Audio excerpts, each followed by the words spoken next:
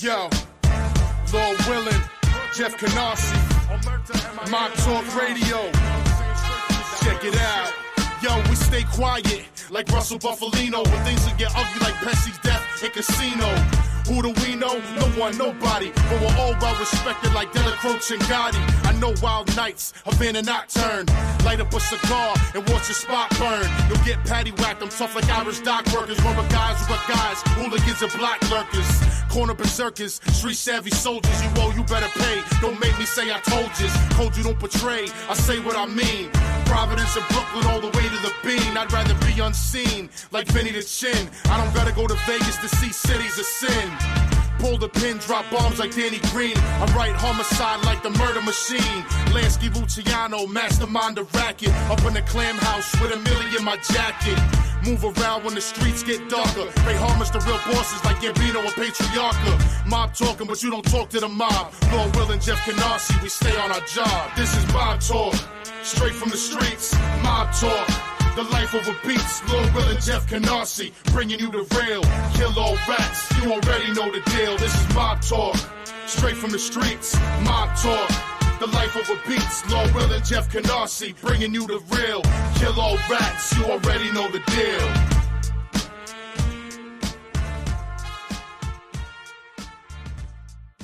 You're a good debater and you're not afraid of a fight. So why have your comments off? Just out of curiosity. Well, I've turned them on for a lot of things. On your shorts you do. Right. In some of my lives, I think they're on.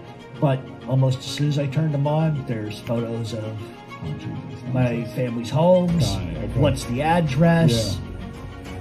And at what point, and I just want to clarify. Yeah, please. I don't have to take that abuse. Agreed. Like, I don't come to work and slap the dick out of their mouth. Like, kind of why do you have a disdain for informants in your opinion? I don't disdain them. I downright fucking hate them. Okay. That's okay. But see, this is why I can say it. That guy Jeff's crazy. He's on medication. I have a disdain for them because no man should ever go to prison on the words of another man, number one. Number two, in 90% of the cases you look at, the informant has done more vile and disturbing crap than those that are being accused. Number three, I find it oxymoronic when a man, Joey Merlino, because everybody knows who he is, he goes in front of a judge, they can bring up everything he's ever been accused of, including murders and whatever else. Even though he's acquitted, it doesn't really matter because it's a character judgment. But yet in that same case, you can't turn that around and say, well, let's judge the rat. Judges don't allow that. So for me, it's like you're walking in, you're already behind the eight. And now it's time for Mob Talk Radio with your host, Jeff Canarsie.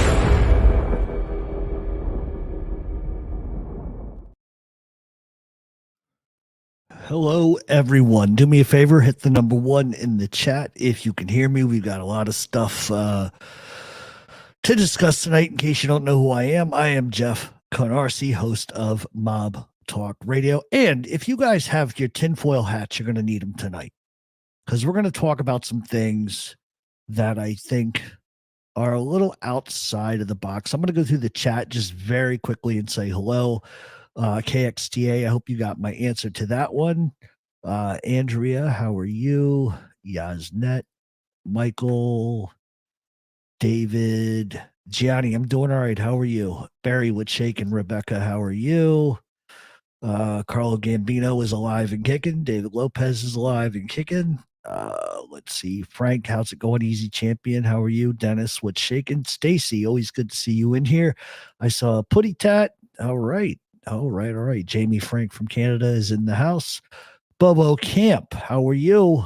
Dave from the Boston Laborers Union. Let's see who else we have in here really quick. KXTA. It's raining where I live in LA. There are mandatory evacuations going up in the hills. You have cops and firefighters going door to wow. Well, take all you can to get a rubber raft and a I mean, I don't know what else to say. A life preserver, maybe. Milan, how are you? Vicky, what is happening? Michael, how are you? All right, I'm going to scroll down. KXT, thank you very much for the super sticker. I do appreciate it. It helps me to keep this channel going. Benny Eggs, why did I say EEE Records? Bruno, what shaking Medit, how are you? Vicky, how are you?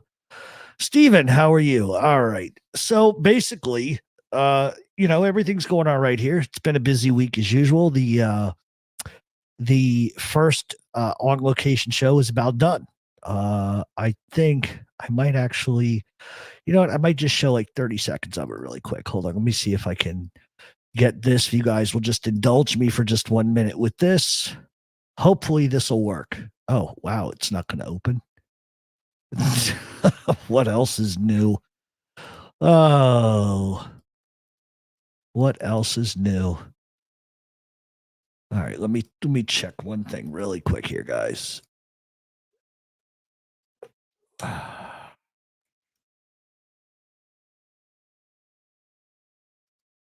Huh.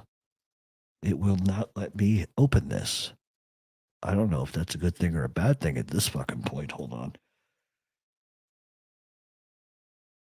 All right. Is it still not going to let me open it? Nope. I have no idea why I can't open it. And that kind of creeps me out. Hold on 1 second, guys. That kind of creeps me out because if it won't open, I hope to God it's actually saved. So I'm looking into something really quick. Yeah, that's going to be a big problem. Fuck. All right, let me try one more thing, everybody, and then we'll get to the show. Maybe I was smart enough to save it somewhere else. As a matter of fact, let me do one thing really quick. I should have done this before the show. My bad, everybody. Sometimes this crap happens. Yes, I want to do that. I want to put this in here. Oh, great. My whole computer is now freezing. What the fuck? Hold on a second, guys. Let me try this one last time. You guys can still hear me, though, right? Do me a favor. Hit one. Oh, good God. Oh, gotcha. All right, let me try this one more time, guys. I don't know why this is not operating here.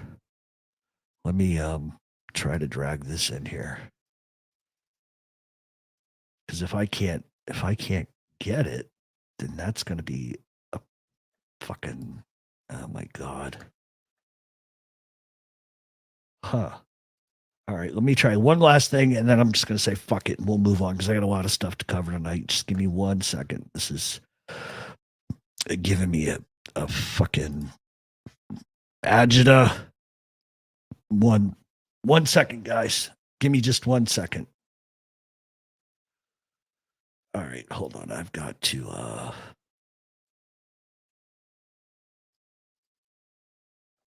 okay.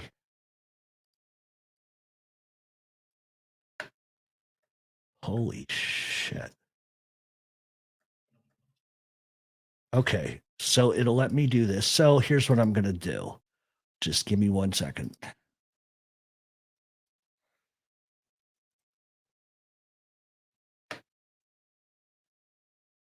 All right.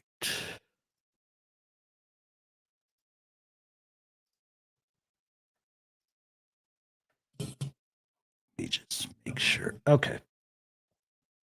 All right, so while that's rendering, because I got to render it again, just really quickly, I wanted to talk about something that I think is a little interesting that nobody's ever really sort of digested before. Let me just open this real quick.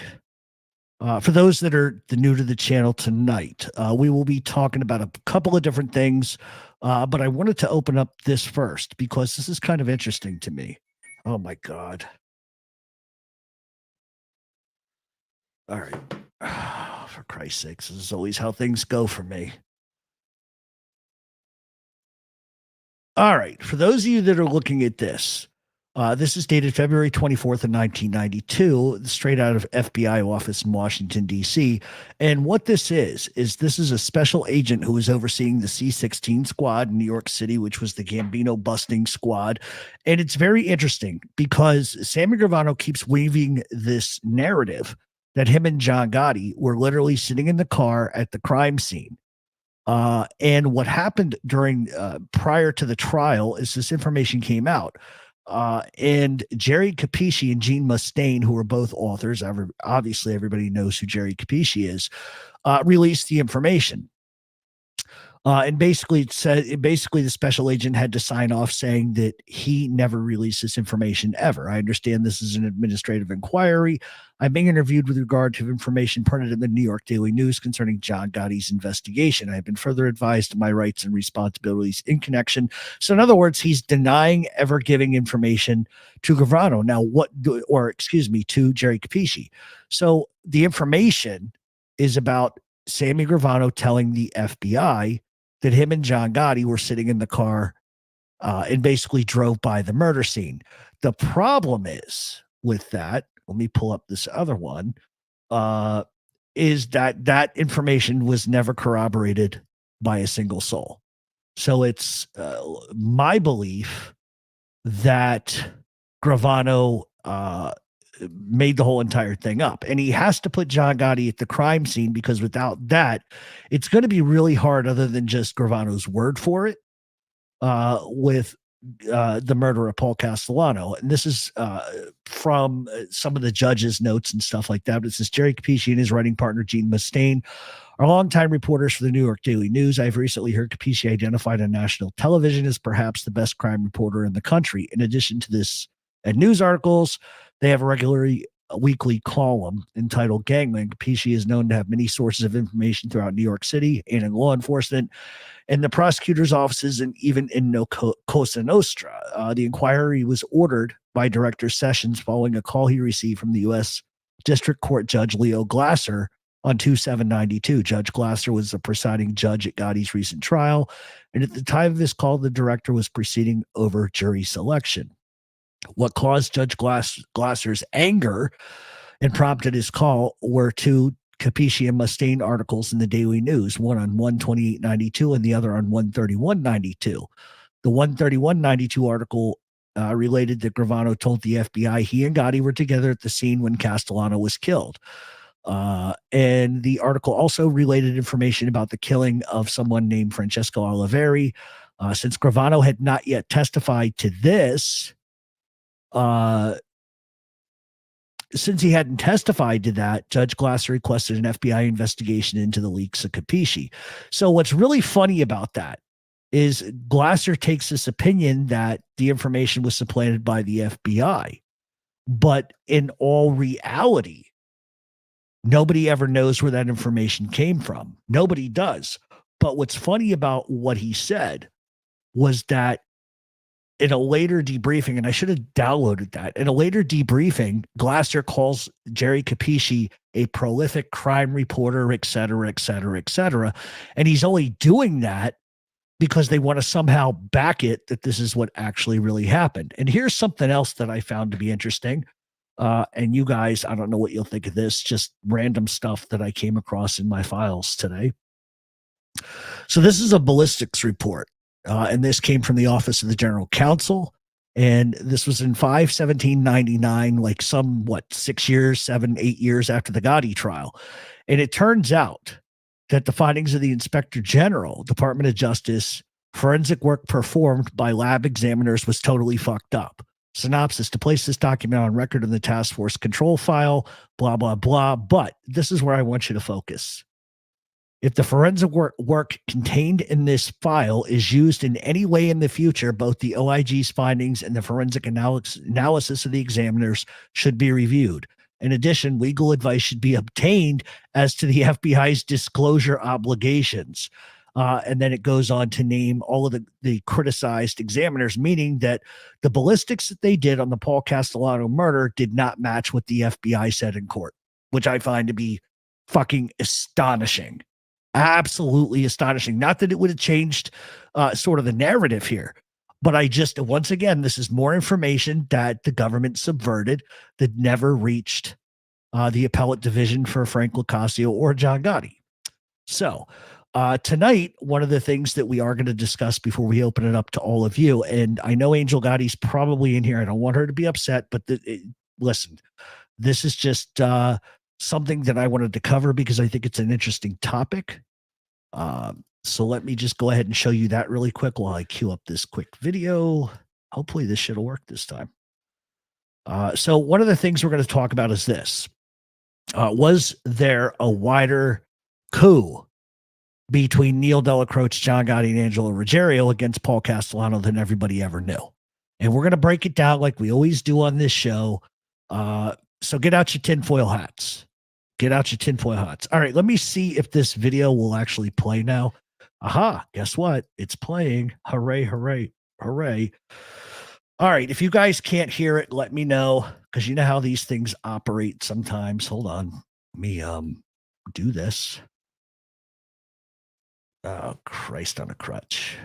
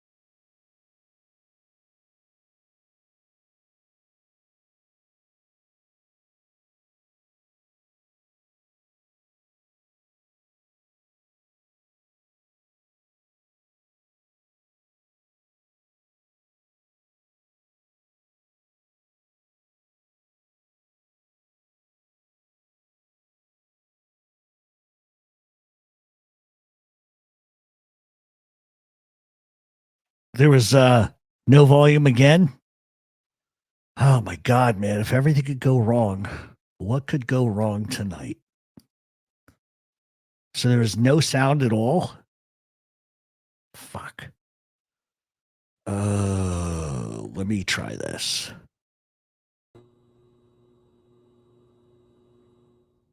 Let me know if there's no sound.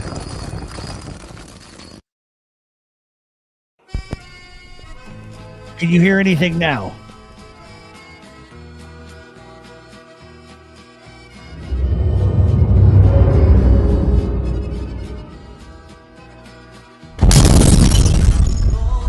This week on Mob Talk Radio on Location, we're on the Lower East Side of Manhattan in New York City.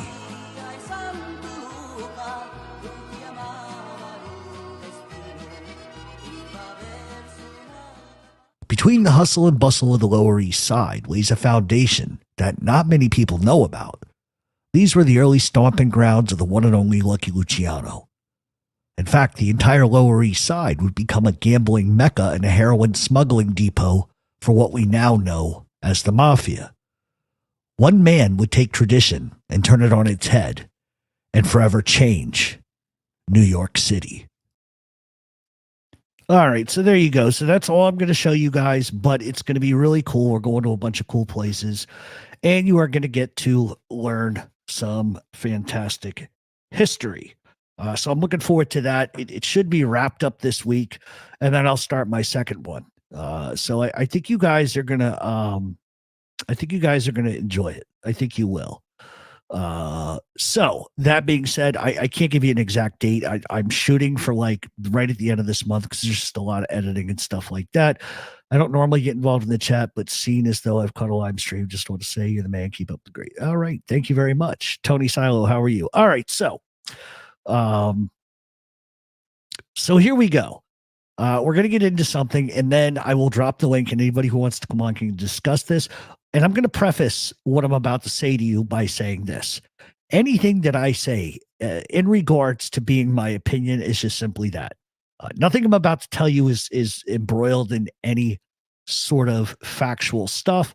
But I got to thinking over the last couple of weeks, and it just kind of makes sense. So I need all of you to sort of put on your mafia thinking caps for just a second and look at this objectively from a street point of view, because that's exactly. Can you guys still hear me out of curiosity? My computer just glitched out. Can you hit number 1 if you can still hear me? Man, what a mess. What a fucking mess. What a mess. Okay, so you guys can hear me, you just can't see me. So let me see if I can do this.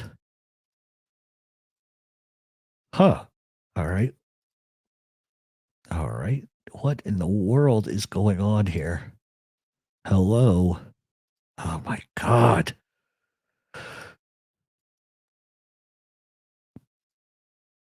Okay, there we go. You guys can all hear me and see me now, right?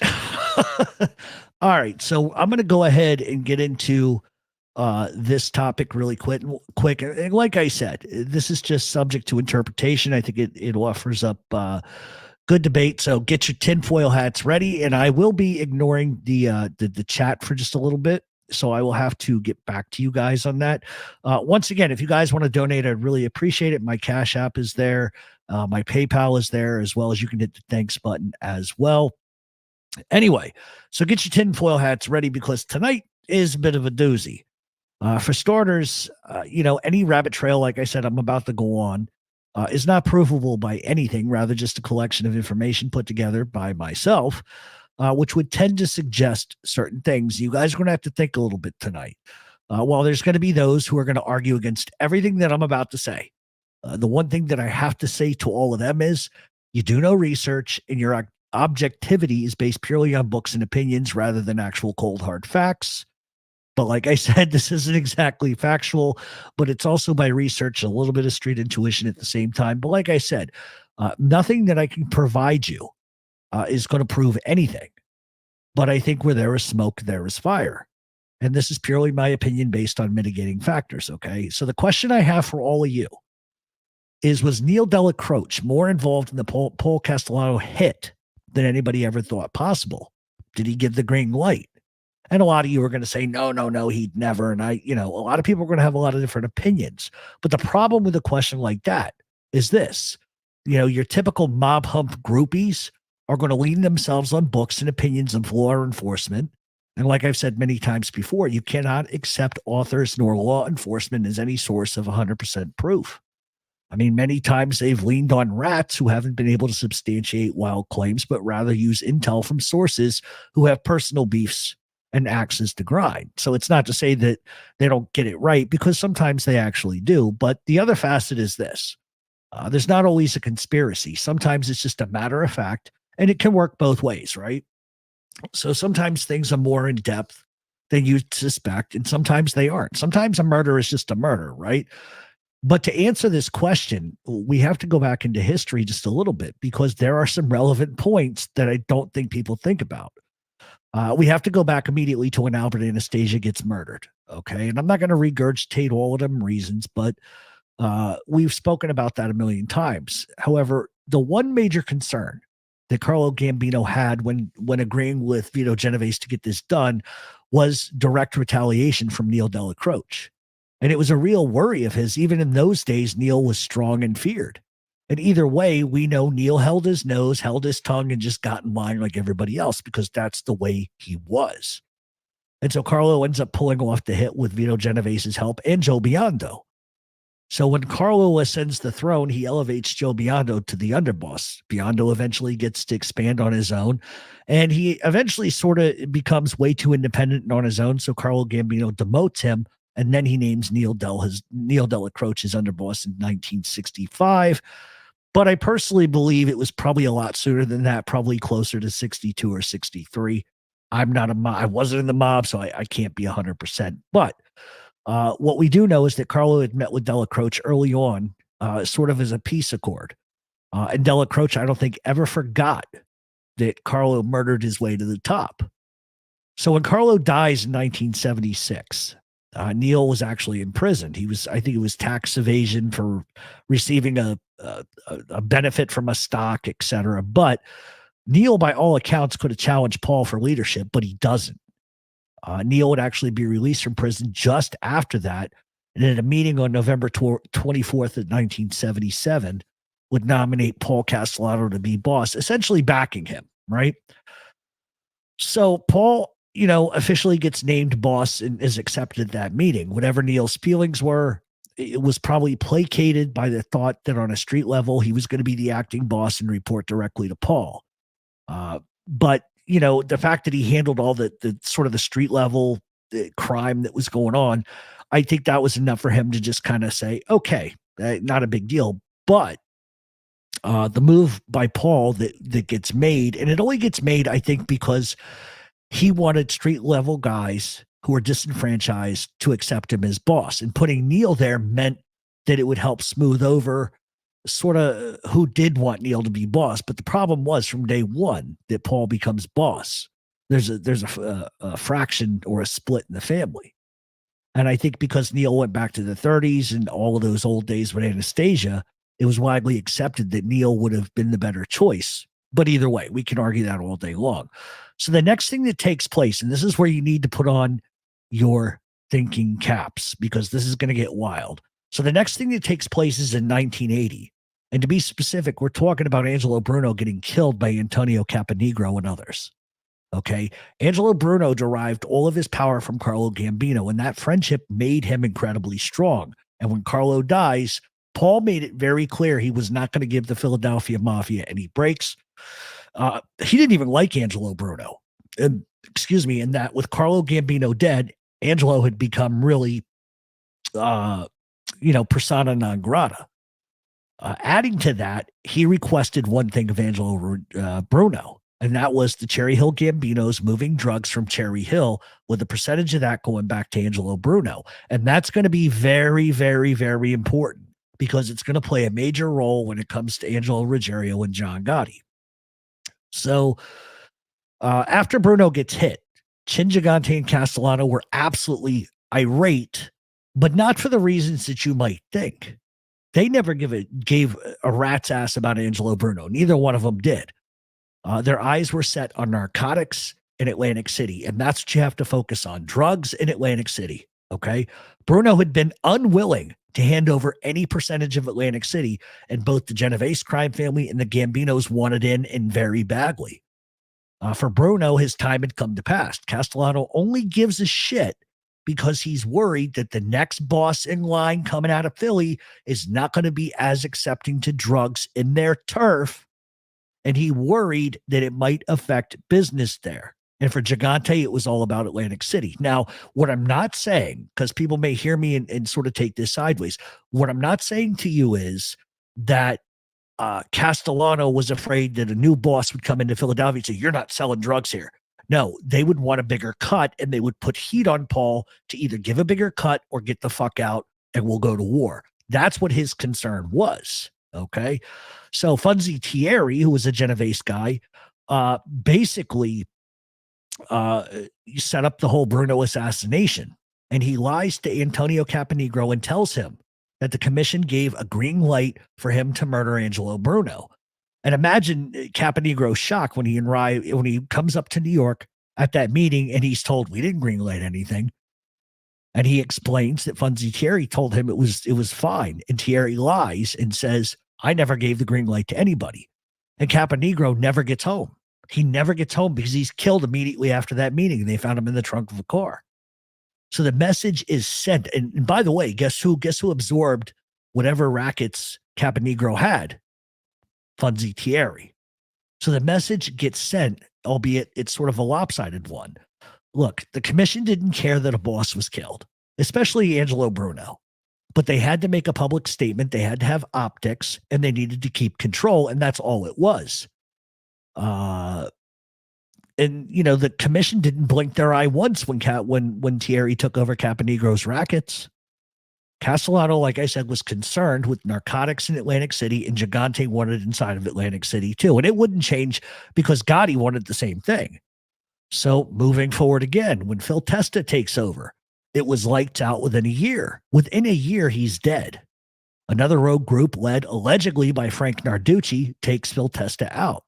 Yet what's interesting is the New York City Commission does nothing. They have zero reflex about this. And it's been said, okay, because everybody says it, doesn't make it so, that they ordered the death of Narducci immediately. But it took another year for that to happen. And it only happens after Peter Casella, who was along with Narducci in this takeover of Philadelphia, because Peter Casella goes with Nicky Scarfo to New York, has a meeting with Genovese where he blames the whole entire Testa murder on Frank Narducci. But the commission doesn't kill him. They let him leave. You got to retire. So Casella points the finger at Narducci, and it's my belief that Casella just pointed at Narducci because he didn't want to point the finger at himself. And the commission doesn't ask for any proof. They just take their word for it. And what's strange about this entire thing is that Frank Narducci was a big-time guy. He was a strong guy. He was a powerful guy. And like I said, the New York bosses wanted somebody they could bend. And Phil Testa was seen as too soft, a repeat of Angelo Bruno. And Narducci was not the type of guy who was going to put up with New York telling him what to do. Those are just facts. So once again, it's a little suspect. So in the case of Bruno, anybody that got involved with that murder was murdered, was killed. But in the Testa situation, nope, not really. One guy. And that tells you that the commission was full bent on going after anybody who was a strong rival to their authority. And that was Frank Narducci. So once again, on its heels, it looks like they're sending a message, at least to the streets. But in reality, all they're doing is moving the chess pieces. That's all they're doing. And as we know, Nicky Scarfo takes over and Atlantic City gets opened up to other crime families just a little bit, not a lot. So the next event, just follow along. We're almost done. In the next event, Angelo Ruggiero and the entire drug thing that happened. Now, we know for a fact that Paul Castellano was moving drugs in Jersey, i.e. the Cherry Hill Gambinos. Surely he knew with Nicky Scarfo in charge, it wasn't going to be an issue. Nicky would take his cut and the apple cart would know nothing different. Inroads had been made for bookmaking extortion with all the other crime families in Atlantic City, so there were business arrangements. However, Nicky goes apeshit in a short period of time, and Castellano 100% pulls back from Scarfo as well as Chin Gigante. And Nicky was just too fucking much for them. But if that's the case, why not just kill him? I mean, shit, twice already they just kind of turned their heads when something like that happened. So what's the problem with the third time? So when it comes to drugs, Paul wasn't innocent, right? But he was far enough removed. It was far enough removed from him that he felt comfortable. So when Angelo Ruggiero gets caught along with everybody else, Castellano goes apeshit. And yeah, we know about the tapes because all that was a simple test for Neil Dellacroce. Would he force Gotti and Ruggiero to bend? That's all this was. And he didn't. He stalled. Why? And the simple answer to that question, I think, is because Neil could care less for Paul Castellano. And I think Neil knows as long as he's alive, he's never going to go against John Gotti. And considering Paul is deeply embedded in narcotics, the hypocrisy of Paul is very wide. His greed is wide. So while Paul is getting indicted left and right, Ruggiero is caught talking about everybody. Then you have the Westies and all of their crazy shit. You have Roy DeMeo and all of that shit going on. But what perhaps pushed the needle too far are two things. Number one, Paul's own mouth. His own mouth. And the second one is going to be the Concrete Club. So Paul knows and Neil knows the family is split. And perhaps the largest, most pivotal issue is going to be construction. Paul is screwing over everybody. All five families are involved in the Concrete Club. He's fucking all of them over financially. And this is why Tony Ducks and others are screaming and shitting thumbtacks, because they know Paul has both hands in the cookie jar. So there's a lot of things, indictments and all of this stuff going on facing Paul down in the darkness, if you sort of catch my drift. Not anybody was happy with Paul at all. And it negates this wild idea that somehow the commission would give 3 fucks about Paul Castellano and his demise if it happens. because everybody in that case is going away for 100 years. And the only one that gets unscathed from that is Vinny the Chin Gigante. Does Chin Gigante give a shit about Paul? No. Optics are everything. So John Gotti knows he's in trouble, but he also knows, as does Neil, the commission doesn't give two shits about Paul Castellano. If Castellano doesn't enrage other bosses by his greed, then other bosses don't start screaming and talking and subversive about Paul. Thereby, maybe Paul escapes that commission trial. I don't know. A lot of people blame Paul for that whole entire indictment. And if we understand that, then we understand the power of Neil Dellacroce, that it opens the door wide for the biggest conspiracy ever. So, almost done. So John Gotti's backed into a corner, and he needs support. To do anything, you have to have support. You know, on one hand, he's afraid Paul might kill him, might shelve him. And Tommy Bellotti is obviously in Castellano's ear, and the thought that Bellotti, who was a tough guy and a hell of an earner, getting the nod if Paul goes away presents problems for everybody. And Neil is Gotti's friend and his savior for a lot of different reasons. And Paul would never move on Gotti with Neil alive. It's just not going to happen, especially when you have all of these indictments going on too. And like Neil said on a wiretap, and this is infamous. This is absolutely infamous. Neil Dellacroce tells John Gotti, listen, you either do as the boss says or you prepare to go to war. Now, is that Neil telling him to go and kill? Is that Neil telling John to go kill him? No. But that's Neil just telling him there's two choices here. You do as he says or you go to war. Gotti on his own, good, bad, and indifferent, did not have enough power at the time to bend other bosses' ears. But Neil Dellacroce did. Look at it. Neil stalled to protect John. Bottom line. Castellano knew it. But at the time, but think about it. What is Neil really risking? He's dying and he knew it. He's getting ready to die. He has nothing to gain by protecting Gotti, and he has nothing to lose by helping Gotti facilitate the murder of Castellano either. Gotti, as it's been said, had the captains pulled by Frankie DeCicco. And while that might have been something that they did do down the line, you cannot risk someone going back and telling other bosses. Think about it. The mob is a big gossip factory, right? You mean to tell me of all of the things the mob ever gets caught talking about, this is the one thing they clammed up and nobody said anything about? You cannot risk that getting out. You cannot risk it getting out and going to other bosses, right? So this murder of Paul, whether you realize it or not, must have been greenlit at some point. You can't tell me otherwise anymore. And keep in mind, the past we've talked about. They don't have problems with bosses getting killed. They never have. They just don't. And this murder would bring heat. But who does it bring heat to? It only brings heat to the doorstep of the Gambino crime family, which would make other bosses lean back and say, okay, let them take the heat. And I wonder if Neil back-channeled other bosses to ensure that what Gotti was going to do was going to be sort of universally accepted. And if you think about it, Neil, just play this out. Neil talks to other bosses, sends word, they back it silently. Meaning, we're not going to say yes, but we're not going to tell you no either. Just do what you got to do. And they probably say, listen, there is going to be collateral for what John does, but we'll leave John alone. It makes sense.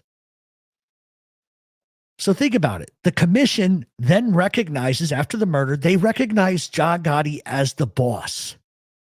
They didn't have to do that. Why are you going to recognize him universally amongst all five families that he's the new boss if you're so repulsed by what he did? And sure, they could placate him, I get it, but they also could have killed him immediately after that. But they never tried. Frankie DeCicco was a hit for optics, but it was allowed to be done because Gaspipe Casso wanted revenge for what Angelo Ruggiero did to him. Bobby Manna only gets caught talking about wanting to kill John Gotti, but that had nothing to do with Paul Castellano. It was over John Gotti encroaching into turf in New Jersey that he felt was his. That's all that beef was about. And that wasn't a sanctioned thing either. That's one guy bitching and moaning, complaining about another guy. But people distort the reality of this. So just think open-minded for 1 second. Gotti on his own could never do this, right? The commission would have wiped him off planet Earth if other people didn't know about this. But if Neil backs it, that changes things. Him on his own, no way. So also consider that under Gotti, construction gets spread out fairly. Paul's penny pinching ways are over with. Why anybody believes for 2 seconds that the commission tried to kill John Gotti is funny to me. Think about how easy he was to be a target. And you might argue surveillance, and I get that. But listen, the mob has its ways. They just do. And if John went way out of bounds, why then does the commission recognize him as boss universally? Somebody could have said no. And if they all vote no, what's John going to do? Take on 4 other fucking families? Why didn't they sanction the Gambinos after that? They've been known to do that too. Was John Gotti that feared right after Castellano gets murdered that they shook and trembled at the thought of John Gotti being a boss? No, they accepted him without hesitation. And some of you were going to say, well, they did it with the idea that they'd probably kill him later. Nope, not buying that for 1 second. So, was Neil down for that? Did Neil have anything to do with that? Did he back it? I mean, why care? You're dying anyway. And Gotti doesn't make a move until after Neil's gone, that would pretty much ensure that any complicity Neil might have had was gone with him. And keep in mind, a lot of the other bosses were going away anyway. So what do you guys think? Gotti on his own, could he have pulled it off? Too many people, talk, too many gossip, you mean to tell me, like I said earlier, that this is the one thing in 100 years of Cosa Nostra that was kept totally silent? I don't believe it. I never, ever, ever have. I never have. But you'll get people that are invariable. I don't think Frankie DeChico was. I think he was involved in the planning, but I think there was a lot of other people. I think there were a lot of other people involved in this. Guys, I'm going to scroll up to the chat really quick. I am going to drop the link as well. But that's my theory, and I'm not saying that my theory is right by any stretch of the imagination. But I just think that he can have friends in New York, but at the same time, you look historically at how they've reacted to things, and them bypassing that just doesn't pass the smell test. And what you have to do, Rocco Marinucci, I forgot about that. But the one thing you have to do is you have to bypass what books tell you. You have to bypass what people on here say to you, because you have to look at things in terms of criminals and street value stuff. But the mafia didn't deal drugs. His father dealt drugs. They all did. I agree. Strong chance the Gambino's down inside knew that. Well, listen, he's not going to, people need to understand something. Anything you do in the streets, you have got to have accomplices in terms of power. Tommy Lucchese and Carlo Gambino together as a powerhouse team. They scared the shit out of everybody because they were so powerful on their own. Then they combined, and then Genovese gets involved with them, and Joe Bonanno freaks the fuck out. And that's when he wants to kill all of them, because he knows that now, forget it, I'm going to have no say. And I just don't listen. John was a tough guy. John was a smart guy, but no way he pulls that off on his own. And you can't just pull 3, 4, 5, 10, 12 captains and be okay with that, because you still got to face the pressure of the 4 other families. And do you really think John was that dumb where he says, well, I'm going to go ahead and do this, and if we have to take on all 4 families, we'll survive? No, come on. Get out of here. You know what I mean? So that's just my point. Bottom line, those weasel words. Killing your boss and taking his position is absolutely. But yet you'll hear people on here say, oh, he broke all the rules. What rules? What about gas pipe?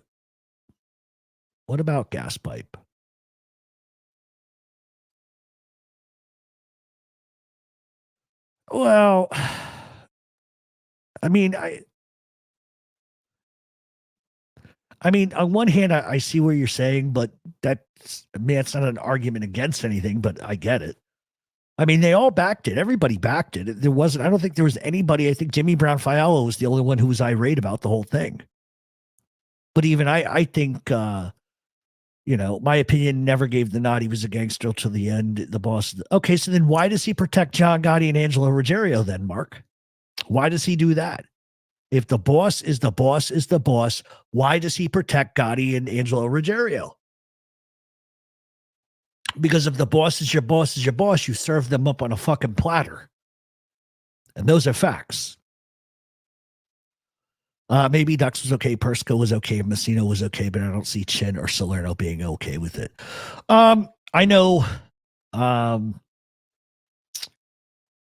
think Chin, listen, he was a lot smarter than a lot of these guys. And I think that, and I've said this before, I think he knew about it to some extent.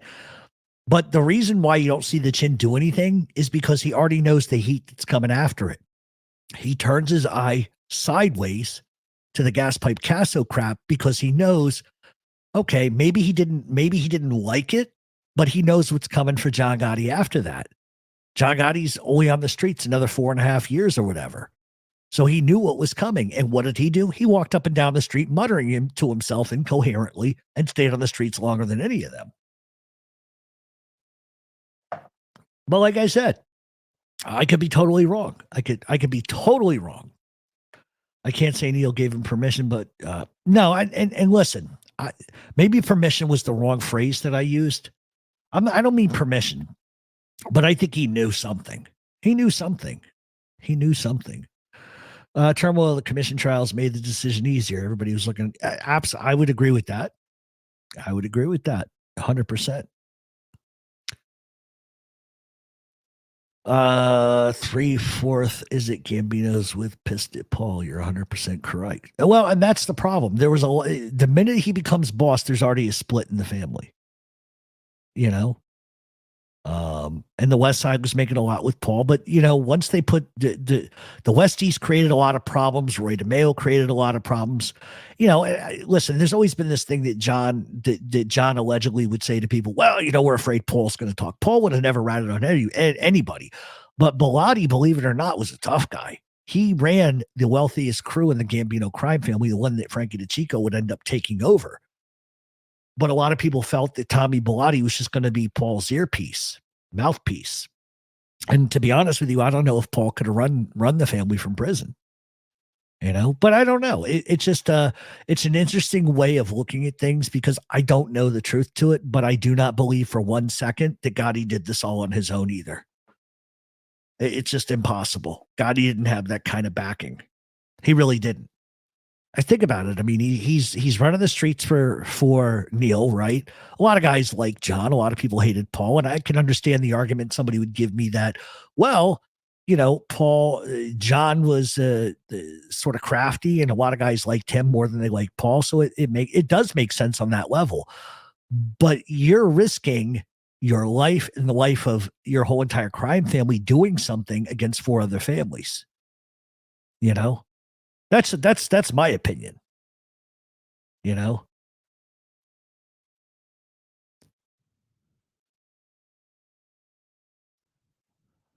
you know who's behind all Paul's?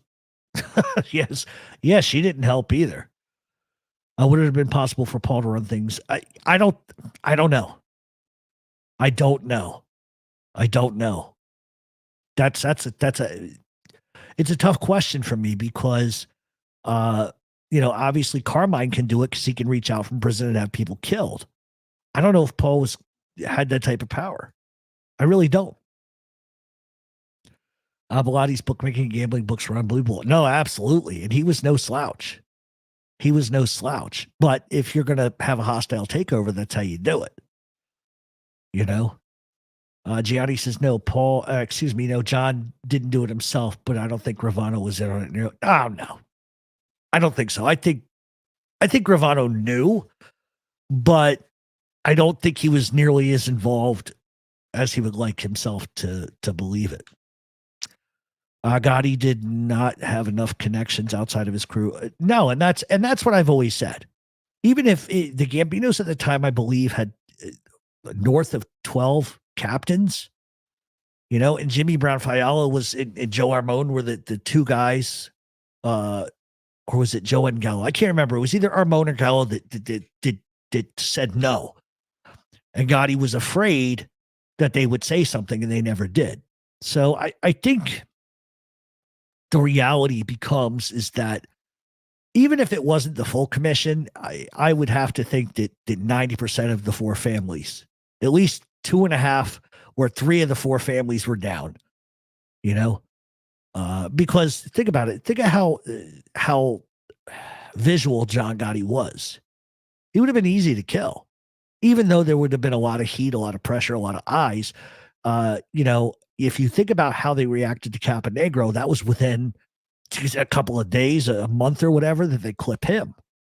Why not do the same to Gotti? Because that would have been much easier, because moving past the Castellano hit, 6-7 months, that's when the big surveillance would have really, really, really started. Much respect to Big Paul. Look at what he predicted with the mob. Yeah, I agree. I agree with this too. I think Frankie DeChico should have been a boss. Absolutely. But I don't know. I just think it's an interesting sort of viewpoint as far as this goes, because I don't know. I think people have a tendency to do two things when they talk about organized crime in this kind of way. They either try to dummy John down to being some sort of idiot, or they make him into like Godzilla. And he was neither one of those things.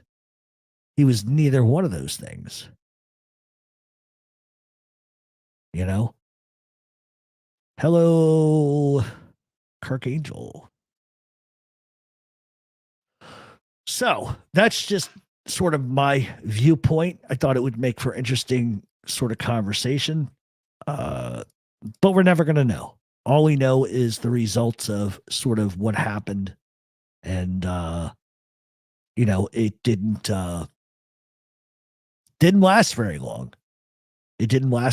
And I think any time that you have a boss like Al Capone, like realistically, I mean, we know syphilis killed him, but realistically, if Al Capone does not pull off the St. Valentine's Day massacre, wow. I mean, his run would have been a little bit longer anyway, a little bit longer. But both Al Capone and John Gotti, the two most famous, infamous gangsters in the history of our country, both only had, 4.5, 5-year runs.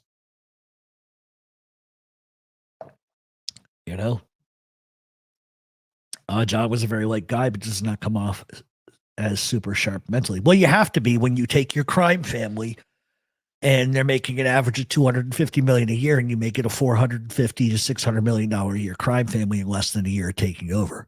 I mean, obviously he had the right guys to put in the right positions, but John was a great politician, and that's what a lot of people don't realize. He was a good politician. And a lot of people sometimes, and I'm not saying Steven, I'm not saying you're saying this, but a lot of people tend to question his mental acumen because he got caught talking on tapes. Every fucking boss that's ever been has been caught on tapes. There has not been one guy in the history of organized crime that has not been caught saying something on a tape. Not everybody said criminal stuff, but, just my belief. I believe that John Gotti was safer in prison and on the streets. I don't understand what that even means. I believe that John Gotti was safer in prison and on the streets. How can you be safer? Did you mean then on the streets? John Gotti was safer in prison than on the streets. Why would I block you for that? It's your opinion. What does the Chicago outfit look like if Capone never pulled that off? Oh, God. If he had just been able to spread turf with the Irish, or if the Irish, see, here's the big argument, Gianni, is if the Irish had been able to come together as one, I don't know if Al Capone could have even pulled that off. I mean, he might have been able to pull it off, but he wouldn't have survived it. But the Irish, for whatever reason, just don't get along. They can't work together. But if they had come together under the sole purpose of getting rid of Capone, it would have been very quick for him, I think. Yeah, Carmine Galante was a fucking nut. He really was. Yeah, Carlo Gambino was definitely held the ranks for a long time. He sure did. He definitely did. But he did that because a lot of the reasons why he was so successful was he was the biggest snake in the grass ever, and his men weren't starving. You know? How did he double the income? Construction rackets, unions. You know? He was a little different than Carlo. You know, he put men in positions that required them to be really smart about the position they were in and what they were actually doing. You know, a lot of other guys haven't. Yeah, for some reason, Joey likes the song by the Beatles, "Imagine." It's very weird, but I should do a mob boss favorite song playlist. He was a good politician, but just not too bright. Well, what's your argument for him not being too bright? Now, it wasn't set up by Paul with construction because under Paul, they were only making $250 million. And under Paul, he was robbing 4 other families. A lot of Paul's financial wealth was his businesses outside of organized crime that had nothing to do with organized crime. So if you have the stance that he's not smart or not too bright, I would like you to tell me why in the chat. Because I haven't heard a single argument yet that people can come up with, but other than say, well, he talked on wiretaps. Everybody did. He's not the only one. So why was he not bright? That's what I would like to know. What made him not bright? You know? The St. Valentine. Well, actually, the reality is the St. Valentine's Day Massacre also put Capone in prison because when Luciano found out about that and they were at a meeting, Luciano told him he had to take a pinch for that.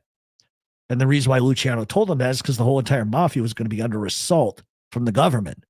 So he told Al to put a gun in his pocket, and when he gets off the train in Philly, he was going to be approached by cops and get arrested because they knew that the cops would harass him. And so I think Capone did like a 1.5 year stretch for that one, and it got the heat off of them.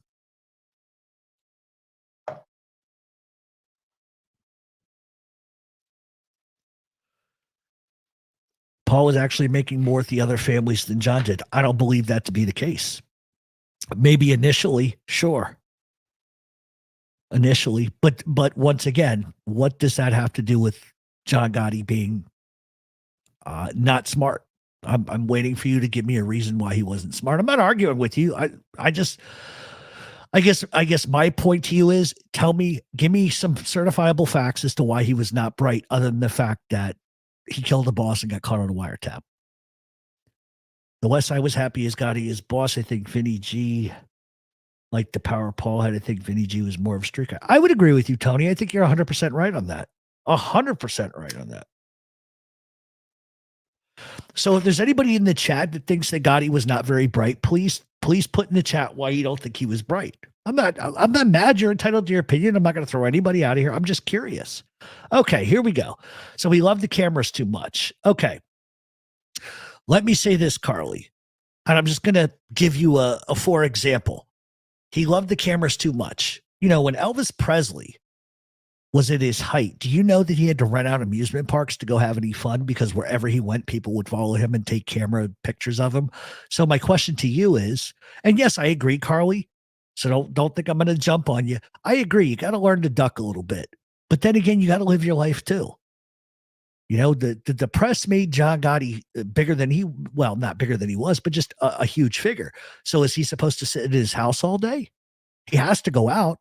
And you may make an argument saying, well, he could have gone out at night. Do you realize they were sitting outside of his house and they followed him from A to B? Look at John Gotti Jr. There is some footage on YouTube of reporters following him on one of his days where he was in Queens, going to Brooklyn, doing other things. They followed him from one stop to the other. John Miller did. So my question is, I understand your perspective on that, but how do you duck a camera? Are you supposed to sit at home all day? Not bright. The man came up from the gutter. That's right. Nothing from the Boston men. You don't get right. You don't get to be in his position being a dummy. I don't think anybody's going to argue, Stephen, that he was bright like Carlo Gambino.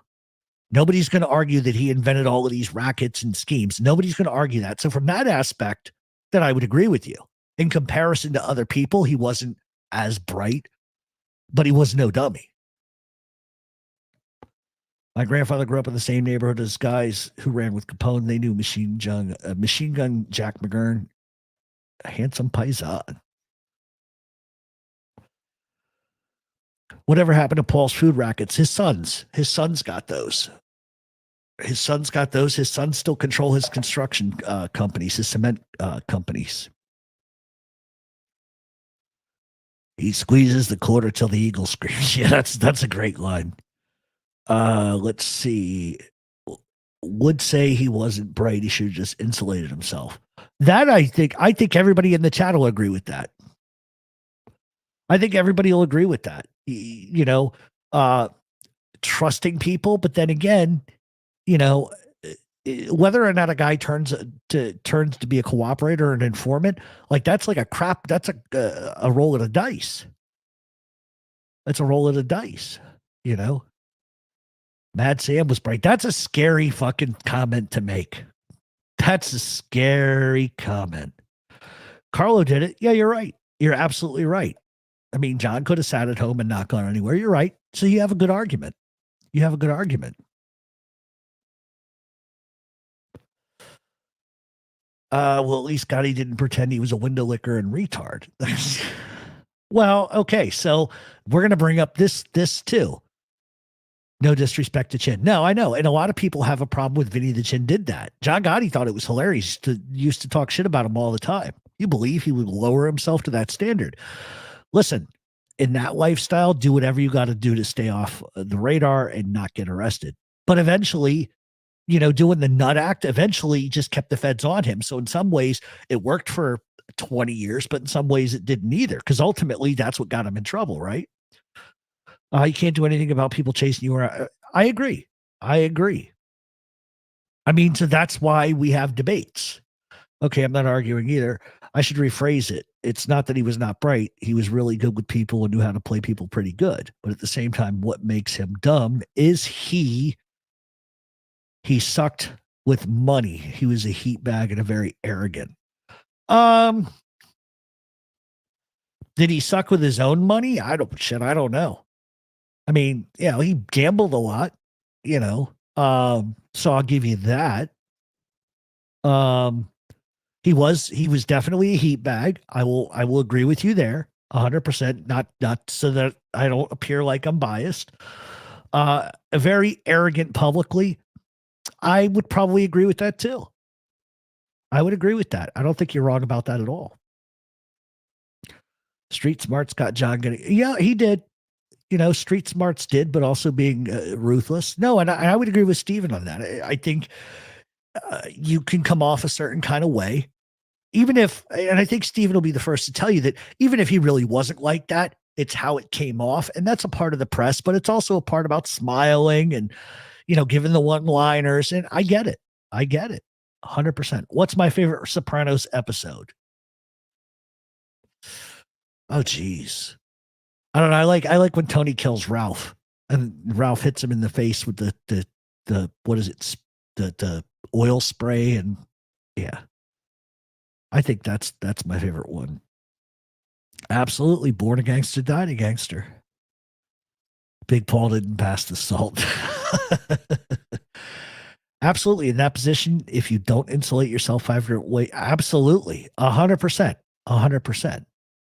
So, I mean, if we're going to look at it in terms of you didn't isolate yourself, you make yourself a little bit too publicly available, now I see what Steven is saying. Now I understand where he's coming from. He's saying that's not a smart move as a mob boss. I agree. It's not a smart move.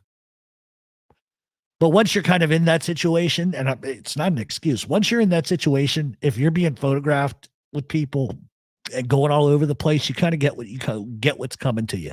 You know what I mean? That makes Johngotti smart to me. No, to me, it does too. I take a lot of crap from people all the time. How can you like that Chin Johngotti was a moron, walked around like that? Listen, it kept him out of jail. And for a long time, the feds kind of believed it. That's what's even funnier. My favorite one is when the cops go over to his house for whatever reason to ask him questions about something. They find him in the shower wearing a robe with an umbrella. Who's at the door? It's the cops. All right, give me a second. But Chin was smart. He did that once a year for like 10 years. He checked himself into a nut ward, which I don't know if I would ever go that far, but Paul was very bright because he knew that he was on the mob and he had a lot of money in legitimate enterprises. Paul and Carlo were way ahead of their time. I think so. I think Paul mimicked what Carlo wanted. And I think that's a lot of the reason why Carlo Gambino picked Paul, because I think not to say like that, not to use a Godfather line, but they wanted to legitimize themselves. I think Paul ultimately knew how to legitimize his illegal gains, his money. The problem with Paul is guys on the street saw that as, oh, you want to be a businessman. But that's what you're supposed to do. Isn't that the whole goal here? If you're going to be a mob boss, is to own as many legit enterprises as you can. That's what you're supposed to do. But like I said, you know, it is what it is. The Chin done it behind the door, but Gotti did it properly. Yeah, absolutely. Okay, what makes John dumb is making Sammy the Bull his underboss. Confidence is often mistaken for arrogance. So we have a lot of different opinions. Who didn't gamble, though? Anybody that's absolutely. Supposedly Chin took LSD. Wow, I've never heard that before. Never heard that before. Maybe I have. I can't remember. But no, I mean, I'm glad you guys all have different opinions, and that's what makes look at this little Canadian girl coming in here with Pine Barrens. But that's what makes this sort of conversation important, because it doesn't matter what I think. It matters what you guys think. Could you imagine if Jimmy Burke had run the Westies? Oh, yeah, game over completely. 100%. And John was a man's man like no other. No, he absolutely was. And being who he was is what led to what happened to him. If you directed one episodes of The Sopranos, what would you have done? Killed Michael Imperioli's character, Christopher, immediately. I had no use for that character. I got a little tired of the whole him being on drugs shit. I got to be honest with you. The other thing I didn't like about The Sopranos is that I always thought they should have meddled in Philadelphia. It was so close that there could have been so many different storylines. But I just was not a fan of Christopher at all. In fact, I cheered when Tony suffocated him to death. And I said, finally, it only took fucking 8 years. 9 years, whatever it is. Mark says, I think the biggest mistake John made was making his Schmiegel his underboss. Was the Frank Vincent indie movie Federal Hill an act? I've never actually seen it, to be honest with you. But what I can tell you is that Providence resembles more like Philly than it does New York, if that makes any kind of sense. Do you think that I think that Victoria Senior is living off Gambino money? Oh man, you guys are really going to make me answer that, huh? I think that John Gotti had a lot of money when he died. Put it that way. I've always thought that. Just like Meyer Lansky was not broke when he died. You know, a lot of money gets put through. And one of the things a lot of people don't realize is John Gotti had a lot of property. He invested a lot of money in property, so they still own a lot of property in New York. If Castellano didn't get killed, do you think eventually other families would sanction a hit? I don't know. I don't think so. Because Paul would have gone away for 100 years either way. He was never going to get out of prison, so I don't know. John being in the spotlight put all the pressure on him and his crew. Absolutely. Giuliani still believes it. Yeah. Oh, God. Who was the Chicago mobster that acted fucking nuts? Oh, there were a couple that were certifiable. Mad Sam was about as certifiable as it gets. Gotti knew how to speak to people. Wise guy or civilian. Neil was an Albert loyalist. Absolutely. Shout out from Belfast, Ireland. Hey, thank you very much. I have family in Ireland, cousins, distant though. They're like, third and fourth cousins. I have family from Dublin and Belfast and Cork and Kilkenny. I've been to Ireland many times. I love Ireland. Is Lisa Babbitt a good writer? Yeah, no, she is. She's a good writer. Absolutely 100%. Having captains meet at the Ravenite wasn't smart. I'll agree. 100%. Why no retribution for Frankie DeChico? Weren't his hands tied for a reason? We don't know. See, and I'm glad you brought this up, Luke, because there were no retaliations, just like there was no retaliation for the murder of Bobby Borriello, which that was done by the Lucchese's, if I'm correct. There was no retaliation for that either. So why is there no retaliation for that? They knew who did it because John immediately told everybody to cut ties with some people. So I don't know. I've never understood that. Stay out of the spotlight, number one, would definitely help the family. Absolutely. No way the Chin didn't drop acid. He did take multiple psychotropic psych meds in furtherance of his act. That I believe. Acid, no. I hated Tony's son. I don't like that kid in real life. Robert Eiler, I think he's a little shit and a little prick. I don't like him at all. Never have. Providence resembles Providence. Yeah, you're right. You're right. Although I got to say, Gianni, last time I was back in the old stomping grounds, Federal Hill is totally different. Totally different. John Gotti provided.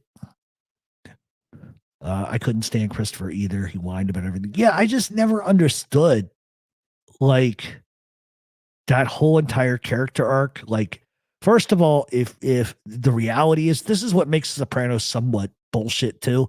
In reality, if a guy is on that much juice, typically he's shelved or he's killed. I never understood why Providence has always been overlooked like New York City was the only mob. I don't have to tell you that. Oh, no, you don't have to tell me. A lot of people don't know, but they're very, very closely aligned with South Philly. So I'll just leave it at that. Allegedly, there's a satellite crew of Philly guys in Providence. So if that's accurate, and I would be the one to know, winkety wink, that makes them not exactly juggernauts, but, you know, it makes them strong. I heard that Andrea Giovinco has more.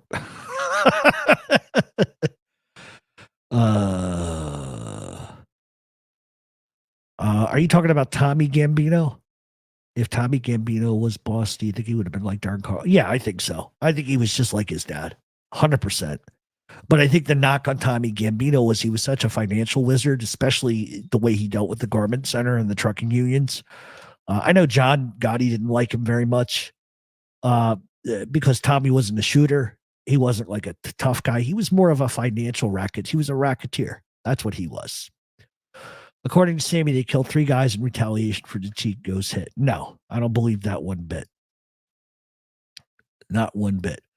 I wouldn't say that Providence is huge, but they're bigger than people realize. You know what I mean? Fuck Peter Lugers. Uncle June, my favorite. Yeah, he's one of the best. Dominic Chianese, some of his lines were fantastic. You know, I didn't even really like the character arc that got Tony shot. Like there was just some stuff that he did in that show that I just don't understand even to this day. Yeah, they go up to Federal Hill in Providence to find a bunch of blind old guys to do a hit. And it's like, that just didn't make any sense to me either. It really didn't. But that's what's funny is you guys, if you guys try, I hate to use the word troll around, but if you guys sort of roll around YouTube and you watch a lot of videos, a lot of people are saying stuff that's just completely inaccurate. Like the biker gangs completely control Canada. That's the biggest joke I've ever heard in my life.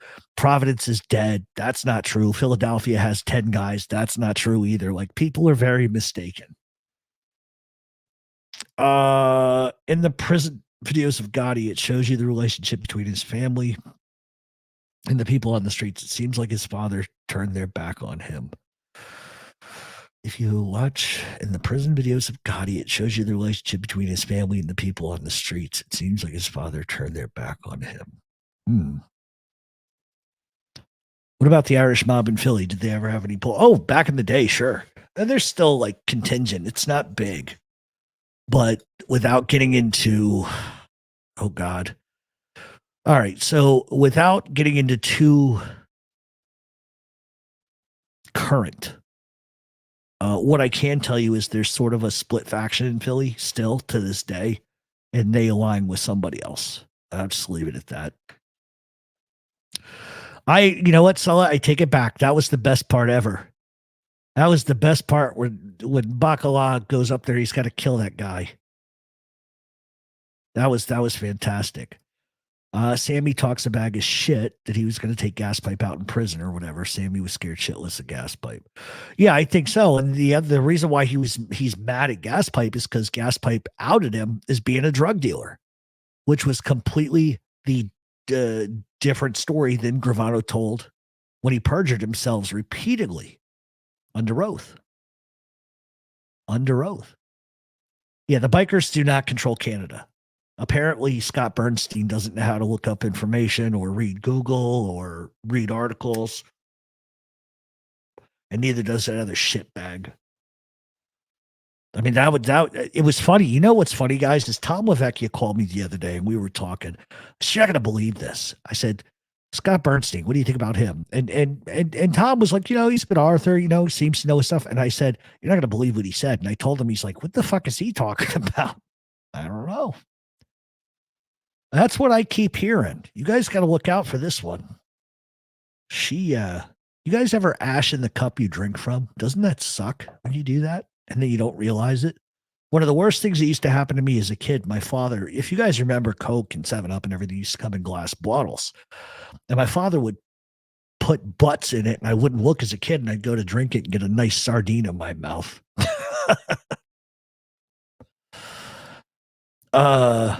Let's see. Have you ever seen the painting of Sinatra at Rouse? Do you have a favorite mafia painting? No, I don't really have a favorite.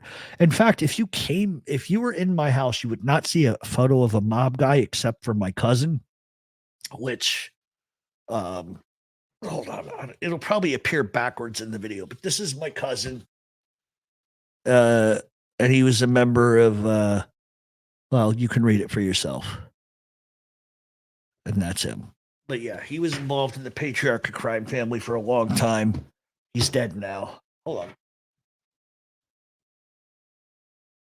But other than that, you would not find any sort of mob regalia in my house other than like the Sopranos Funko Pops. So much for me being a fanboy and having mob pictures all over my walls. Honestly, the only thing I have on my walls is like Sinatra stuff and Dean Martin stuff and horror stuff, which you see up in that to the right of me, left of me, whatever.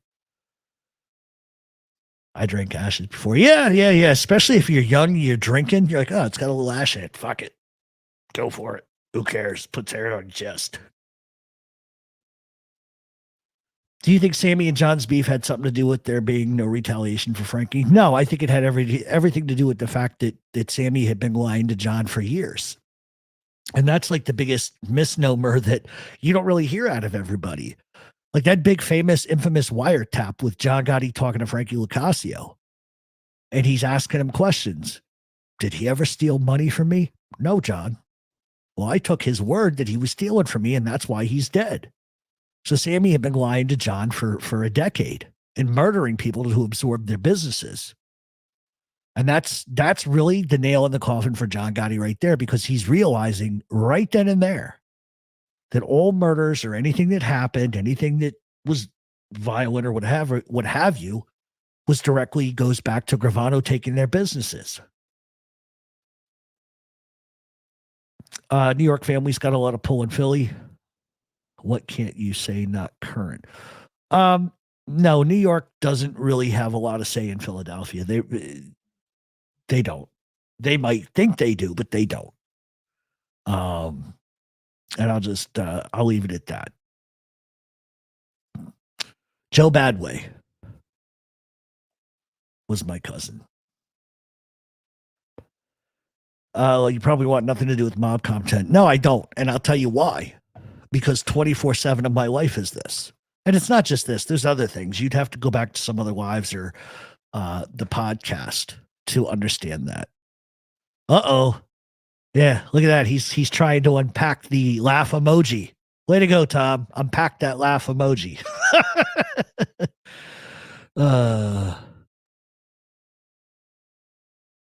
Wow. I've never smoked crack, but thank you for saying I did. I don't think I have the physique of somebody who smokes crack, but your mother does.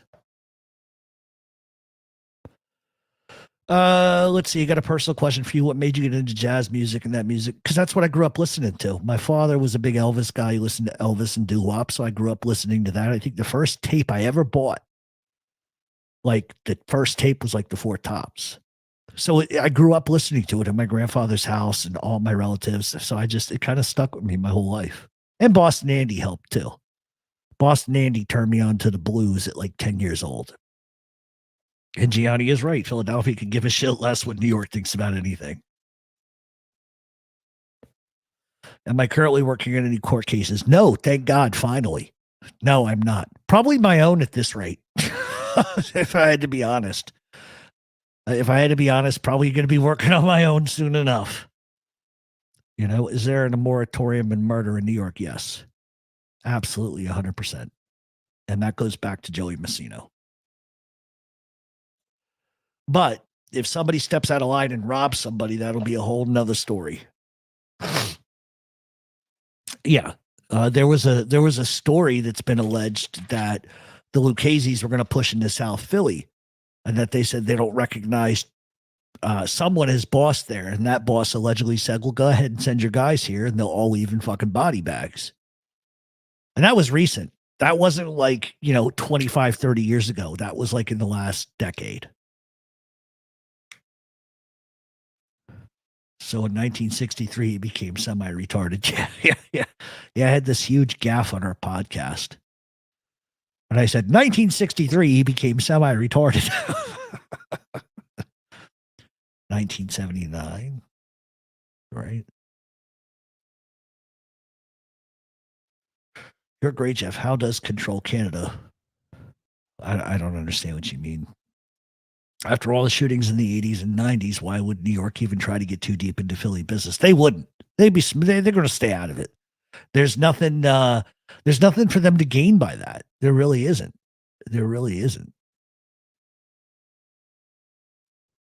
I'm not going to read this comment, but I think all of you can read it. Can everybody read that? I can't read it. You guys can. It was. I'm not going to read this comment either, but I agree.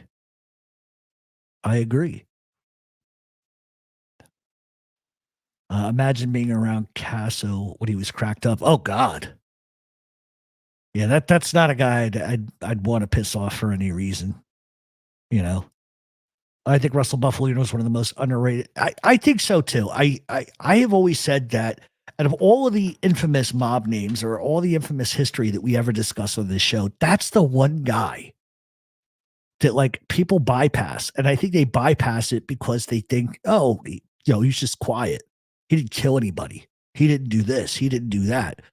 But he ran Pittston like a well-oiled machine. And he was so respected that when he started to get up in age, he promised the New York Commission that they would not induct any new members and the family would die out. That's respect because they knew that anybody coming up after him wasn't going to have any acumen. And they would have been right. Who controls Canada? Andromeda. That's who controls Canada. That and Andrea Wiley. She controls Canada. Let's see. It was rumored that there was a Vancouver boss named Joe Gentile. Have you ever heard that name? I did something on Vancouver a long time ago, but it was so small and so just maybe small as they just because everything surrounding Canada was either an Andrina or Sicilian Cosa Nostra. I'm not going to answer that question. Are they any part of the five families? No. Are they on the commission? Sure. Do you think Frank Nady got whacked? I've always thought that. There are those that are going to disagree with that, but I've always thought he did. He had it coming. There are a lot of reasons why. What happened to the Greek last week article? Didn't say much. No, there's been really no news to come out since then. Not at all. Russ was a powerhouse, moved correctly. I agree.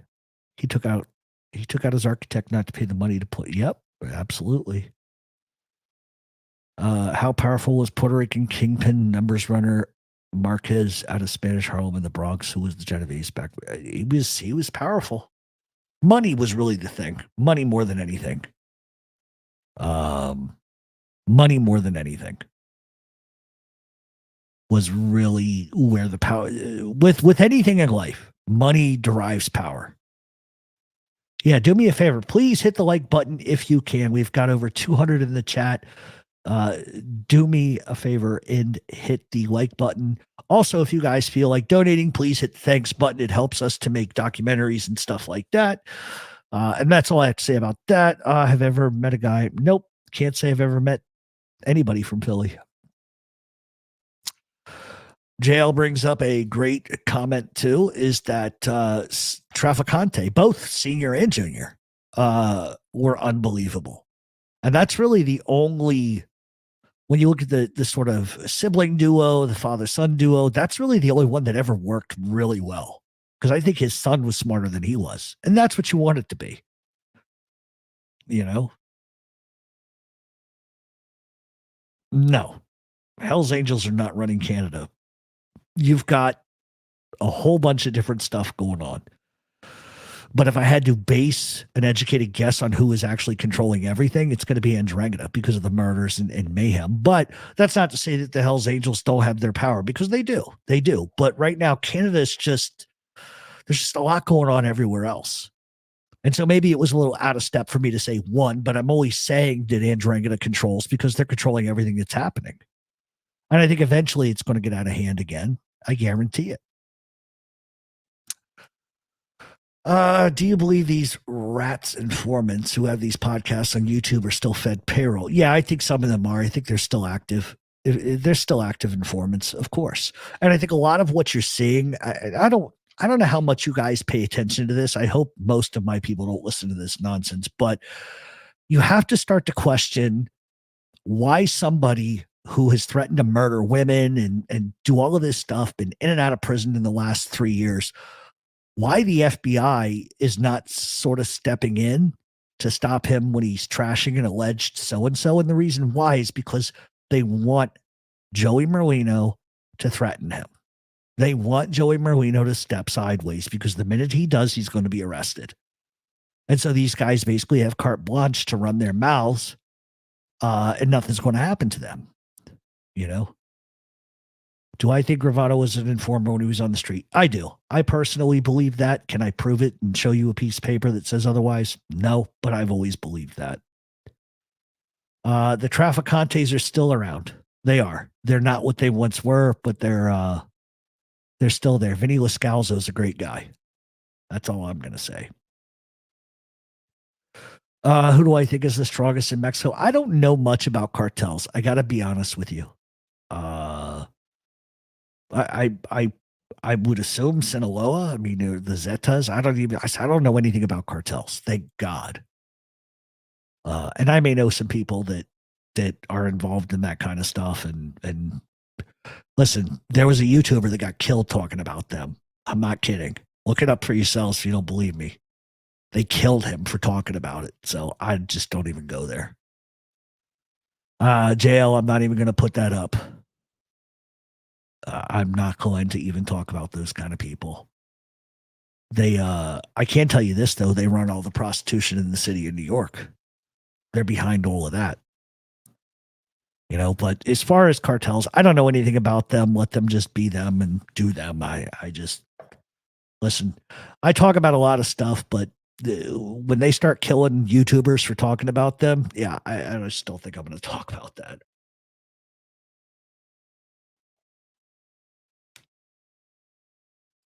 All right.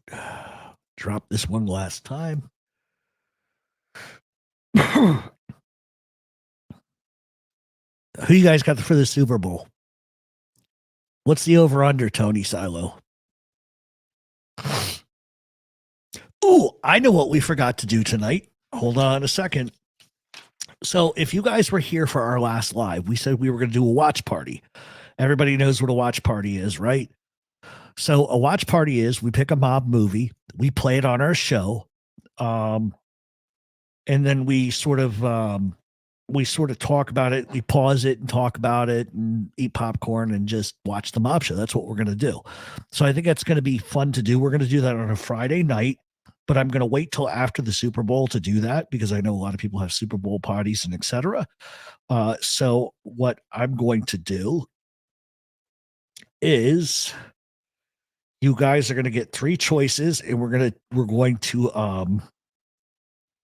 all right, let me type this in the chat really quick. Okay. So Once Upon a Time in America is such a goddamn long movie. I don't think anybody wants to sit here for 4 hours. So number 1 is going to be this movie. Okay. Number 2 is going to be this movie.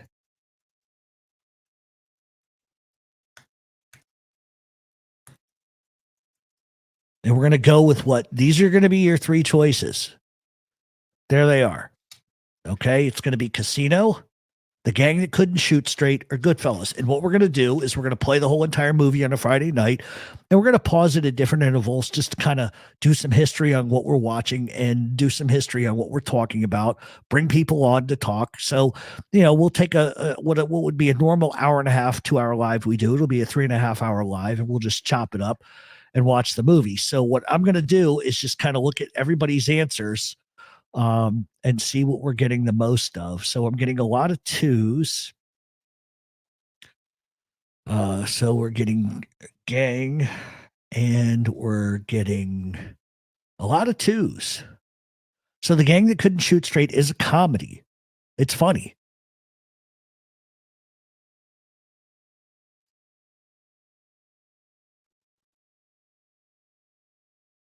Okay, all right. So it looks like we're going to do The Gang That Couldn't Shoot Straight because we're getting a lot of 2s. I'm going to let it go for another minute or so. Do me a favor. If anybody comes in here saying despicable stuff, just get rid of them. All right. So I'm going to wait another minute, but it looks like the 2s are winning right now.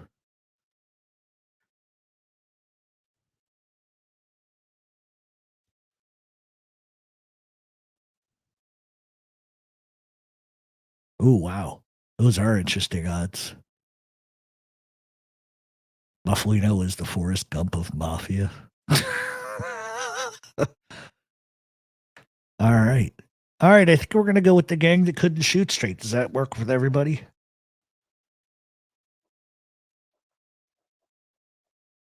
And so what'll happen... All right, Gang That Couldn't Shoot Straight. That's the one we're going to do. That'll be the first watch party we do. It's called The Gang That Couldn't Shoot Straight with Jerry Orbach. It's sort of a takeoff on the Gallo Wars and the Colombo Wars. It's hilarious. The Gang That Couldn't Shoot Straight, hilarious, but Peter Boyle sucks. No, I would agree with you. But I think everybody's going to like Bacala. It's an insane movie. And so what we'll do on a Friday night is we'll start at like 7:30, 8 o'clock, 8:30, something like that. And what we'll do is when you guys come to our show, we'll talk for a couple of minutes and then we'll just start playing the movie and you'll see me sitting there eating popcorn, chain smoking, whatever the fuck. And then we'll bring a couple of you on to talk about the movie, pause it, talk about some other things. So, unfortunately, a hour and a half movie is probably going to take 3 hours to watch, but I think it would be cool to do.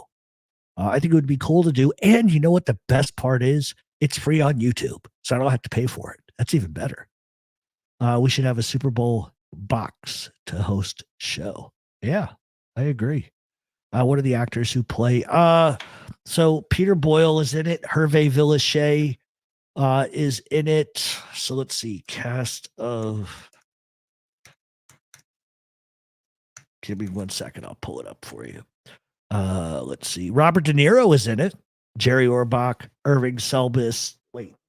Selbist. Let's see. Hervé Villachet, Joe Santos is in it. Let's see. I'm Paul Benedict is in it. I'm trying to pick names you guys might know.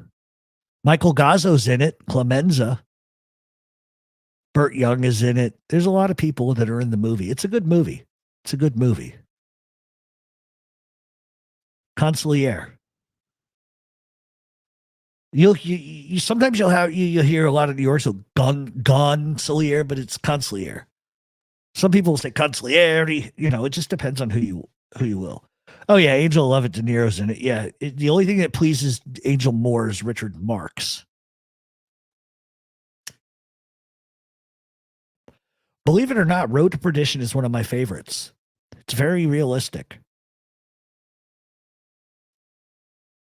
It really depends on where you're from. It's pronounced differently in a lot of different places. You know, I don't want to put the cigarettes away. My fucking vape died, and I have no way to charge it.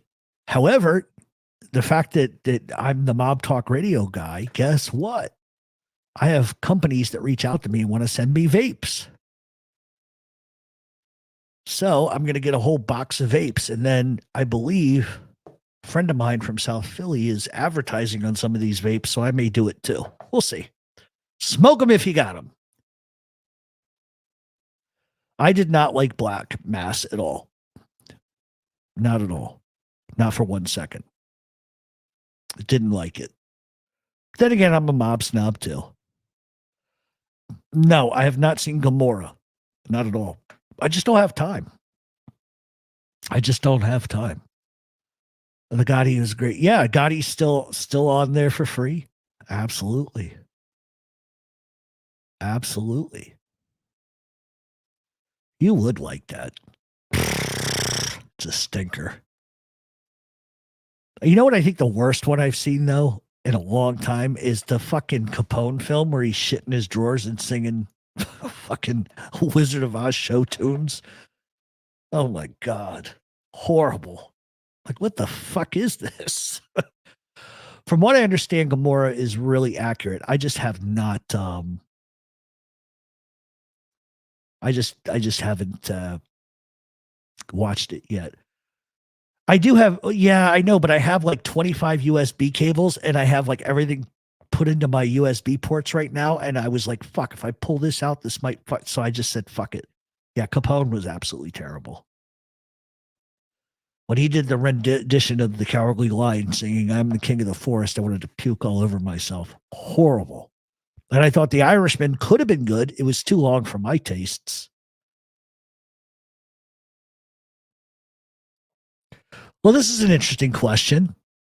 I'm glad you asked this question. You ask a lot of good questions, Rob. Is Copland considered a mob movie? I would say it kind of is in its own way. I love fucking Copland. I smoke menthols. Not for much longer. I'm legit gonna quit. Seriously. A lot of people say that, but I'm legit gonna quit. Once I get these vapes, I'm not paying for cigarettes anymore. I'm gonna try the vapes and just kind of move on with my life. My friend's son was hospitalized for lung lesions and numerous strokes and had to learn how to do everything, walk and talk for 3 years. Yeah, no, I know. I've already had a bunch of TIAs, which are mini strokes, but whatever. I'm not getting into my personal life. Also, when you met Merlino at the trial, did he smoke? Oh, he's a regular. He smokes Marlboro Reds.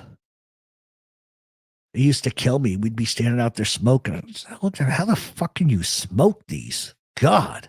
Like when you're 13, 14 and like somebody looks old enough to get a pack, that's what you smoke because that's what you think everybody does. Fucking Marlboro Reds. Ugh. Ugh. Mail me menthols. We can't get them in Canada. You know, I think sending you American cigarettes would violate a bunch of federal laws. I'm almost assuming that does break federal laws. No, he wasn't. He's a Marlboro Red guy. And it was funny because I saw him, oh God, I saw him at some point after he first got out. I said, how's the cigarette? Oh, I fucking quit. I said, you fucking quit? 10 minutes later, there he is. Chain smoking away, prick. He chain smokes. It's amazing his voice doesn't sound like this. Did you smoke? No, I didn't start smoking until I was 25. Nope, I did not smoke at all. And I had muscles too when I was younger. Not many, but enough. But no, it wasn't. I was 25. My hockey thing was just about over with, even though I played till I was, I don't know, 31, 32. But yeah, I can remember. I tell you what, the biggest effect I recognized was swimming, because I'm a really great swimmer. I used to be on swim teams and stuff like that, and I'll never forget. I'm going to jump in and swim in this adult relay. Holy shit! Half a length of a pool. I thought I was dying. So I was like, yeah, you need to quit. You know, they sure are. You notice I don't have a fucking tax. You notice I don't have a tax thing on that, right? There's no tax stamp. There you go. Where do you think I get them? Yep. There you go. And if I do get a stamp, it's from out of state. Am I going to do any more horror shows? Yes. At some point, I'm going to take another week off here, and I'm going to try to get that together. It's just that I think I have an idea. I need a host for the horror shows. And I think I know just the girl who should be my host for horror shows. What do you say, girl? Do you want to be my co-host for horror shows? I think that would be fun. That would be perfect. I don't know why I didn't think about that before. She'll let me know. She's in the chat. Could you tell us anything about the mob guy who told Gambino what he thought of him? Well, what do you want to know? What he said to him was pretty nasty. Got him killed. Oh, God. Long John's, huh? Yeah. If you somehow can manage to get Angel out of her house long enough to go to Long John's, let me know. I know. I'm already thinking of my other one, Sulla. So fun. Newport's Fetch Big Bucks and Cali Menthols are banned. Well, they were supposed to ban them here, but for some reason they haven't. But I figure once they ban them, I'm done anyway. Like, listen, I only do it out of fucking habit, you know? But recently I started waking up in the middle of the night wanting to smoke them. So how much do they run with a stamp? $15, $16? That's not what I pay, though. Listen, if I had to pay $15 for cigarettes, forget it. I'd quit. I'd go do something else. Fucking weed is cheaper than cigarettes at this point. Not that I smoke weed. I don't, but, you know. Because I'm not involved in organized crime. Burbs is a horror movie. It is. Nah, I can't, because the few times I've done that, I hallucinate. But I'm really good at Xbox. I know that sounds horrible. I was in the Midwest, I don't know, 5 years ago. And my sister was like, hey, I got to join or whatever. I'm like, ooh, okay. Boy, I was really good at fucking football. I think I'm scoring touchdowns. I'm cheering. She comes down and stares at me, and she legit looks at me and is like, what are you doing? I'm like, I'm playing Xbox. I'm kicking ass high as fuck. She goes, the TV's not even on. So there you go. That's why I don't mess with it. That's why I don't mess with it. Wow, 9 years old and still going. Nobody ever liked a quitter. Brooklyn's Most Wanted, Wick the Toad. Legitimately, I was straight up thought I was scoring Eagles touchdowns. Nope. TV wasn't even on. TV wasn't even on. And don't even listen. If I tell you the story, this is crazy. So check this out. Well, I have my medical marijuana card. I just don't use it because I got arthritis. I got shot twice. So I had a hard time sleeping for months. And my doctor says, well, I'm going to give you Ambien. I said, all right, not a big deal. I'll take Ambien. But he says, listen to me. When you take this, get into bed. Like, don't fuck around. Don't stay up. Don't do anything. And I didn't believe him. So I stayed up. Well, I got into an argument. At one point, I had I don't know if you guys have seen it on Joey's show. There's like a painting of him in the background. That's from me because I had it made and had it in my house and then gave it to him. But I got into an argument with fucking a painting on a wall for 25 minutes. And we have security. Like New York has a lot of security in buildings. So they come, you all right? Oh, yeah, fine. Well, you're awful loud. I'm like, oh, I'm great. And I don't know what it was, but I had thrown something away and I come back in and I swear to God, and the people that hate me are going to distort this, but I thought Joey said something to me and I turned and said, shut the fuck up. And I literally had an argument for 20 minutes. So then about a week later, I told my doctor, so you're going to believe this. And he just started laughing. He goes, I fucking told you. So yeah. So I just, I just stopped doing it. I said, fuck, no more Ambien. So, did your dad ever take a swing at you with a lit? Oh my God, are you kidding me? No, I got one better than that, Sulla.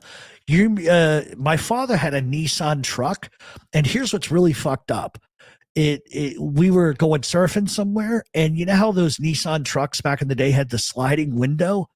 Well, if you open that sliding window and the other two windows are open, it's like a fucking vacuum. And my father is like chain smoking and trying to talk to us from the front seat. We're in the back of the bed, which is highly illegal, but we weren't going far. And he flung his cigarette out of his window. It got sucked back in and went right into my friend Kenny's hair and put his hair on fire in the back of the truck. Oh yeah. Nothing's bad when your father's pissed. You turns around to smack you and that hot cherry lands in your lap. Oh yeah. Been there, done that.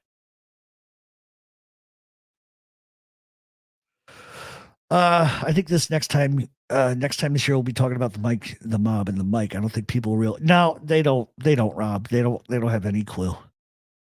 They have no clue what goes on with me. They think I come on here and I hit go and I invent friendships and I invent this. And listen, there's only a couple people. Angel Gotti probably knows a lot of what it goes on. I mean, not all. I don't tell her everything. Probably somebody else in this chat knows. Maybe one or two others that don't come in the chat anymore, but they know. They know. I'm not going to tell that story online, Jesus, because then these fucking people are going to go wild with it. And it was shit that happened when I was a kid. And it was bad. It was bad. Really bad. I said I'd never play hockey again. Prove them wrong on that one. But eventually I'll probably have to have double hip replacements. I can see that happening, but no, thank you. Angel Gotti was talked about by Anthony Ruggiero. That guy's a clown. He's a kind of guy living off his father's lap. And that's my thing. Like, can't any of these informants just be themselves? I mean, you would think they would have interesting stories to tell. Like Jimmy Calandras ran out of stories like years ago. But a lot of these guys, they don't need to lean on anybody else. Oh, here we go. Let's bring this up. I shouldn't, but I'm going to. I don't know. Listen, you guys know in this chat, I do not watch any informant show at all. But you guys happen to see this? Somebody sent me a bunch of clips earlier today. I was minding my business. They're like, did you see this? I'm like, I don't watch that shit. You know that. And they sent me some clips. And oh my God, did Dominic Sacali bury Friar Tuck? There is no recovering from that. No, when the rats hate you and the regular public hates you, you're done. You're done. Nissan hard body with the maximum motor there. Nice. Yeah, that Nissan ran forever. Friar Tuck, no. Sure enough. So here's going to be the plan going forward, guys. We got the Colombo crime family history part 3, I think, that we're going to release in the next couple of days. We are going to wrap up filming on the on-location stuff, which as soon as I'm done with it, I'll put it out. But I've yet to figure out how we're going to stream this or how we're going to do it, but I'm sure I'll figure that out. I am supposed to be appearing with Tom LaVecchia again, but we'll see if Tom gets off his keister and takes care of that. I don't know what I'm going to talk about, but I can tell you it won't be about my personal life.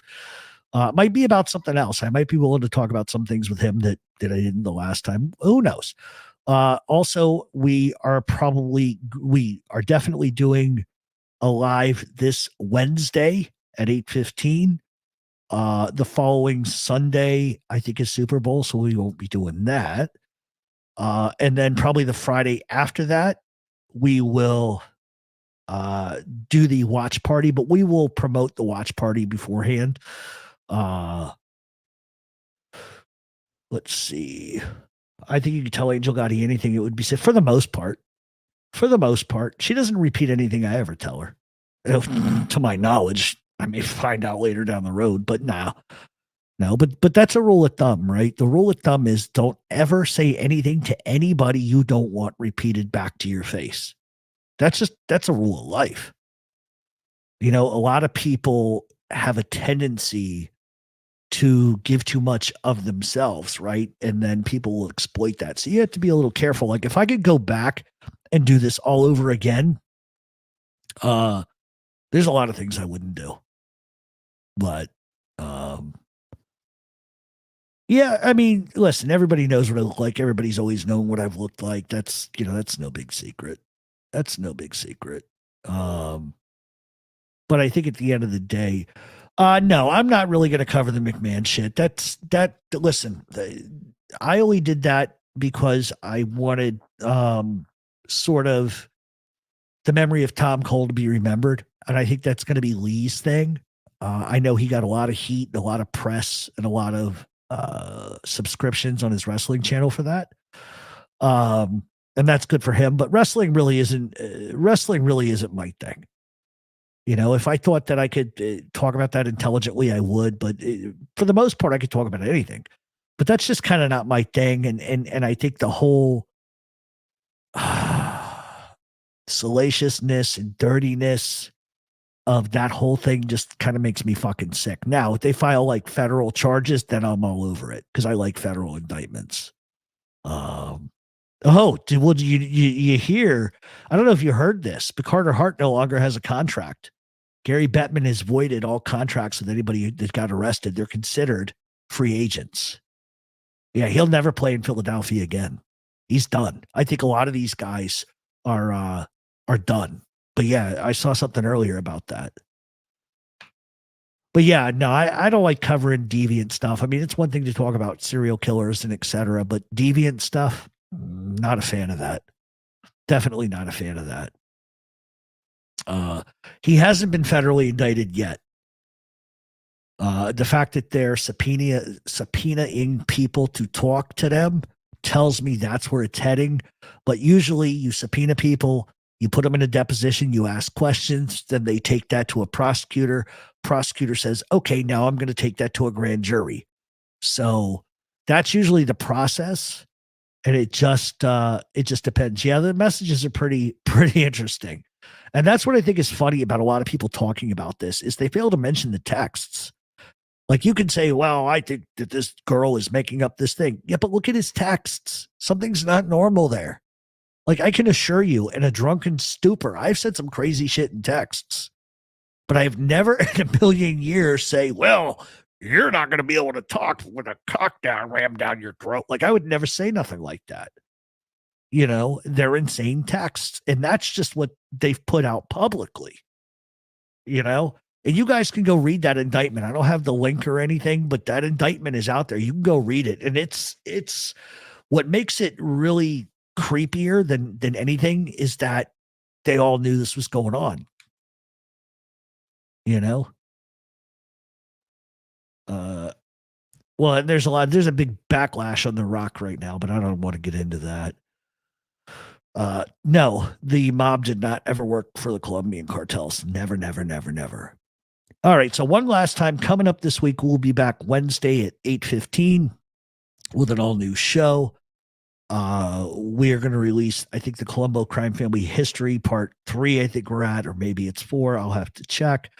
Then the following weekend, we won't be doing anything, but then we will name the date far in advance for the gang that could not shoot straight and have a watch party and do all of that.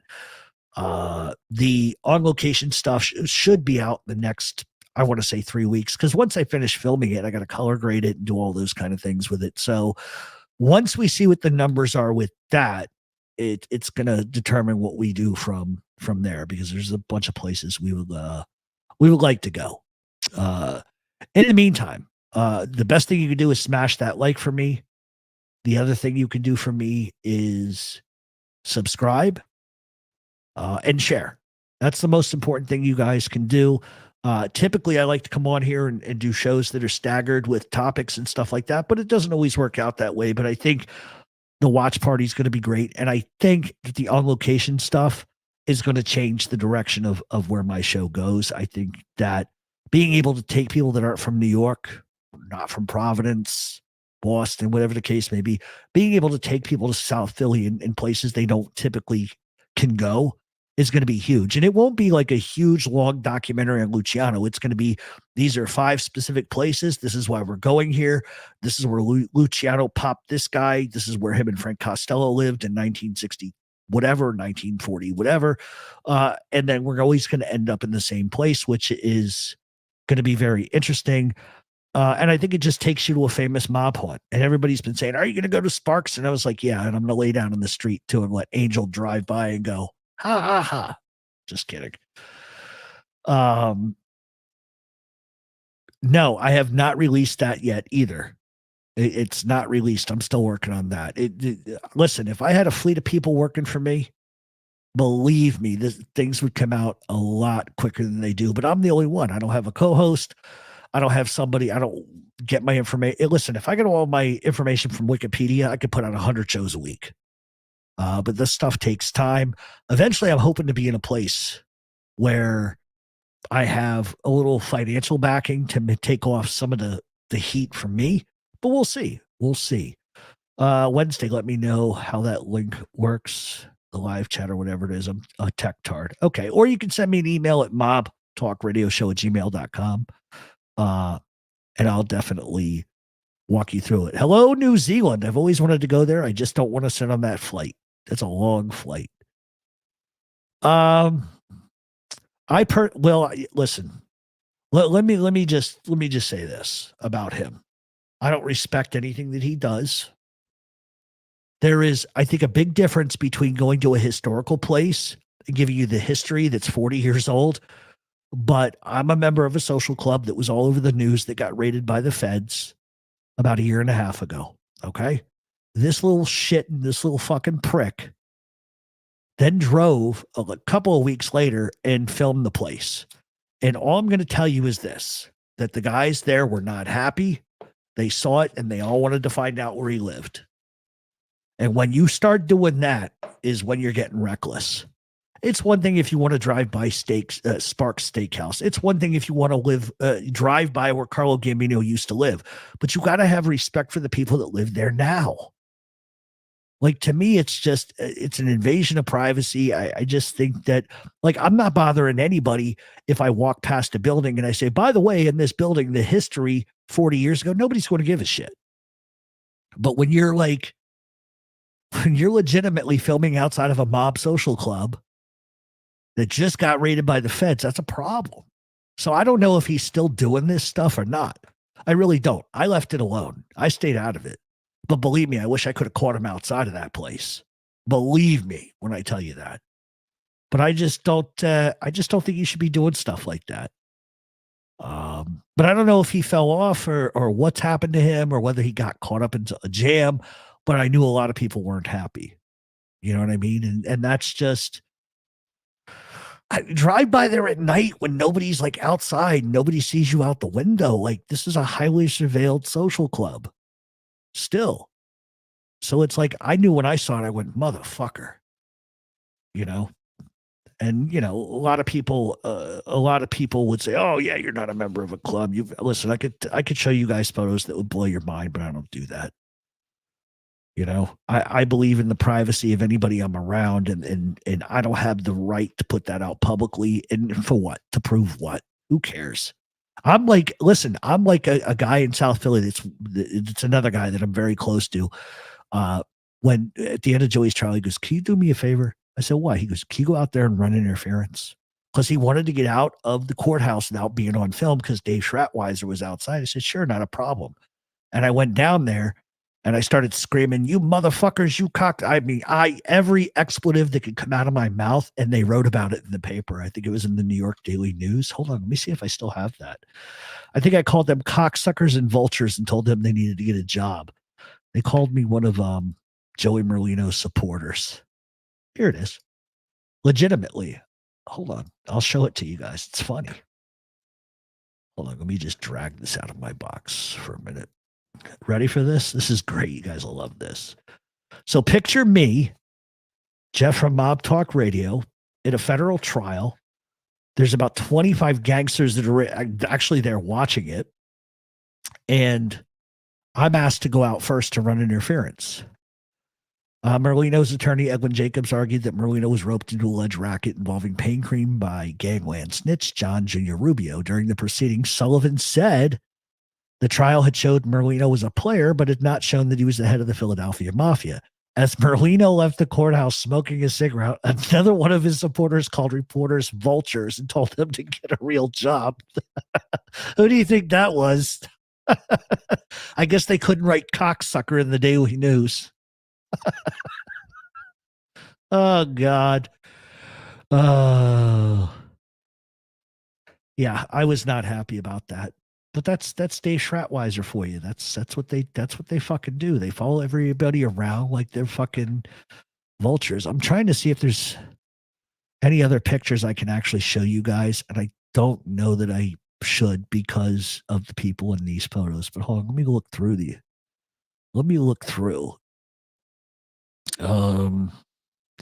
Can't show that one. Can't show that one. Can't show that one. Can't show that one. Yeah, I can't show you any of these. Sorry, guys. It'll just create problems for me. Why are you showing my photo? Blah, blah, blah. Blah, blah, blah, blah, blah. Oh, well. Steven Nunez, thank you very much. Every little dollar helps. Oh, that's not the first time. That's not the first time I made the paper. You guys want to see another one? You guys want to see another ugly headline from the infamy of... Hold on a second.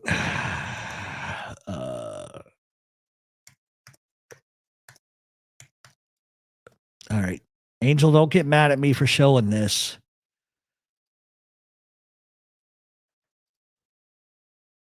All right. This was on the cover of the New York Post. This was on page 2 of the New York Post the day that John Gotti, or the day that Donald Trump won the election. You guys ready for this? This is what rats do. This is what mob rats do. Okay?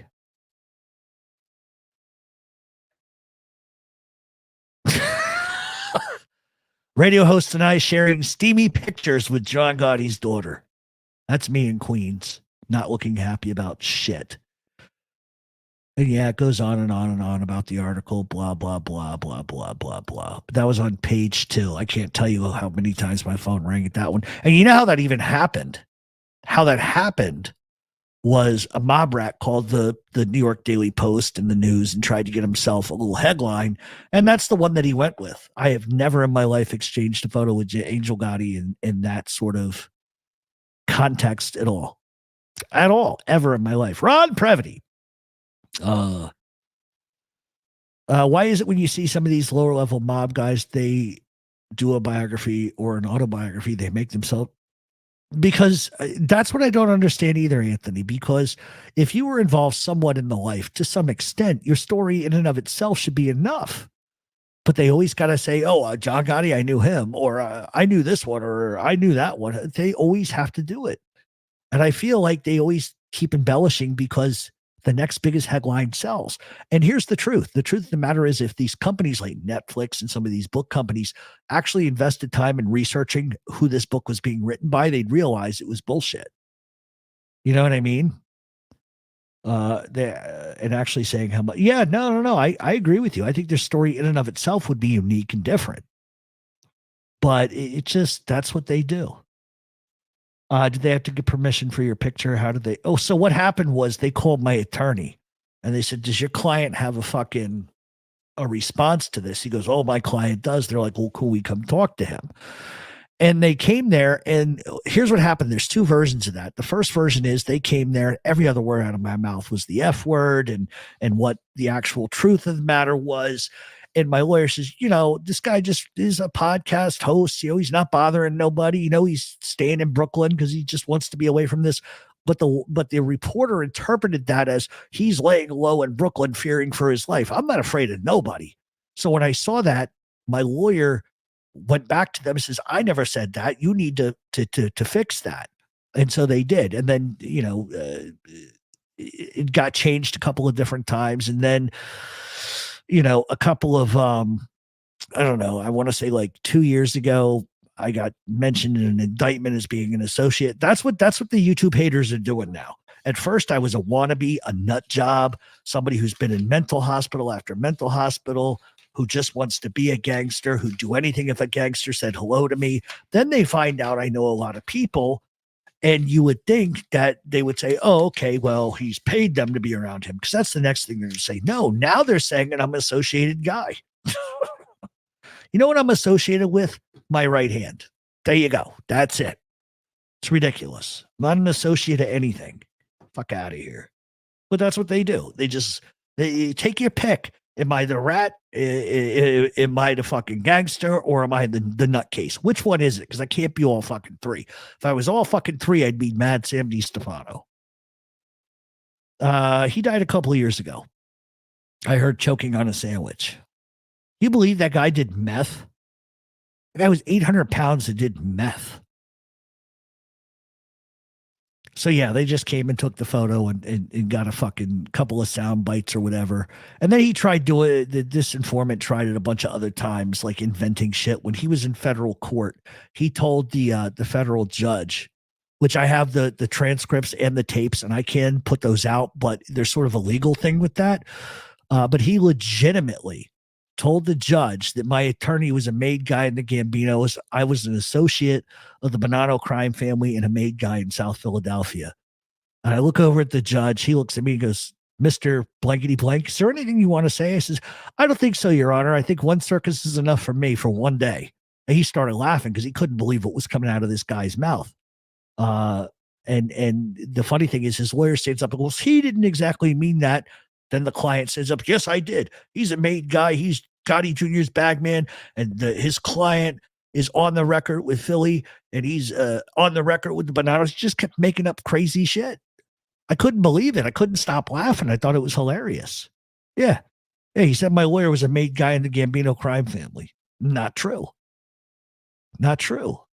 This is the same guy that came out and says, oh, yeah, that's why you're doing this podcast. You got chased from the streets. I was never in the fucking streets. How can I be chased from something I was not a part of? You know, he says, oh, I can prove it. I got photos with him with this one, and the FBI is watching him. All right, then the judge says, okay, well, then provide all your information and your photos. You know? Yeah, he used meth for Himalayan salt substitute. Yeah, so people are going to say that I'm a nut, that I don't know anybody. Then they're going to say I'm an associated made guy. Let them just say whatever. It's just so hard for anybody to believe. And this is maybe an indication of how ill-inept this genre has become. People don't understand that you can be friends with anybody in the world. Like where I grew up. I mean, I knew people that were like murderers, criminals, all kinds of stuff. They weren't that when I first met them. Some of them anyway. And they're just normal people to me. They're Bob, Vinny, Joey on the corner. They're not like Bob De Niro playing fucking Jimmy Burke. And that's how you can tell the difference. Everybody always asks me, how can I tell the difference? Hello, Maureen. Yeah, pricket. People ask me all the time, you know, what's the major difference? And that's the difference. Listen, who I know is no reflection of me. Doesn't make me special. Doesn't make me more popular. Doesn't make me anything. If you know somebody, you know them. It's not a big deal. Like I don't come home and jerk myself off going, oh, Joey Marino looked at me. Like that's not me. But a lot of these other content creators, watch how they talk. Joey. They're like fucking Marsha Brady with a heart on. Joey. I don't need to do that. Because I've had a friendship with a guy. I don't give a fuck. What do you guys think we talk about cutting up money and bashing heads? No, it's sports, booze, broads, whatever. You know what I mean? So it's like, I think a lot of these people, they look at organized crime guys as celebrities. I don't. They're just normal guys from around the block. They're the fanboys, not me. You know, people like me try to avoid being photoed with a lot of people. Because and this is the point I tried to make earlier, was that my friend down in South Philly, one of my friends said to me, don't ever get in photos. I said, what do you mean? He goes, the fuck is the point? He goes, you take a photo with this guy, you're going to get arrested. And he's right. So it's like I dip, duck, and dodge out of photos. So what's the point? I don't need to like go, hey, look at this photo of me and Carmine Galante. Aren't I cool now? But watch all these other fucks. Watch all of these other bastards on YouTube. That's what they do. Or they'll say, oh, I could show you text. You wish. Fuck out of here. Did I like the movie Road to Perdition? I did, and thank you very much, KXT. I did. I love that film. I don't like the ending, but I mean, the ending is what it's supposed to be, right? I know people don't get it when you're around. Yeah, it doesn't mean anything to me.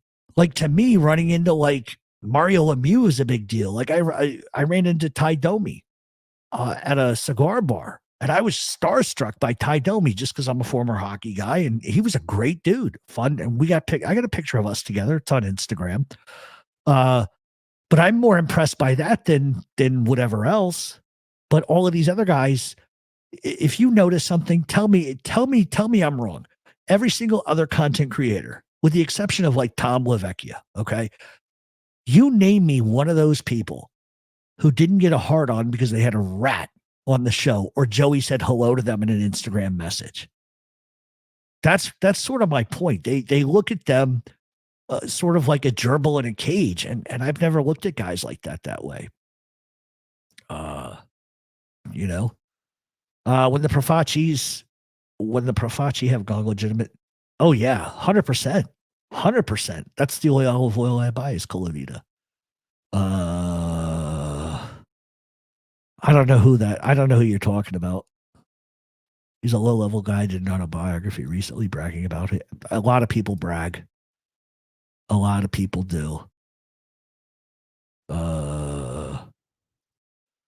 You talk to Joey about sports. Joey and I talk about a lot of stuff. We always have. But it's nothing special. It's nothing different. You know? 100%. Decline the title and avoid the wall. There's a guy that I know, and so this is current, but I'm not telling you anything. There is a guy that told me who is allegedly on the hierarchy of a crime family, okay? And he legitimately told me this. He says, you know, pal, just to be on the totem pole is good enough for me. Who the fuck wants to be the boss at anything? And he's right. You know? All right, I'm going to read a couple of more, and then we're going to get out of here. Is talking truth bragging? I don't know.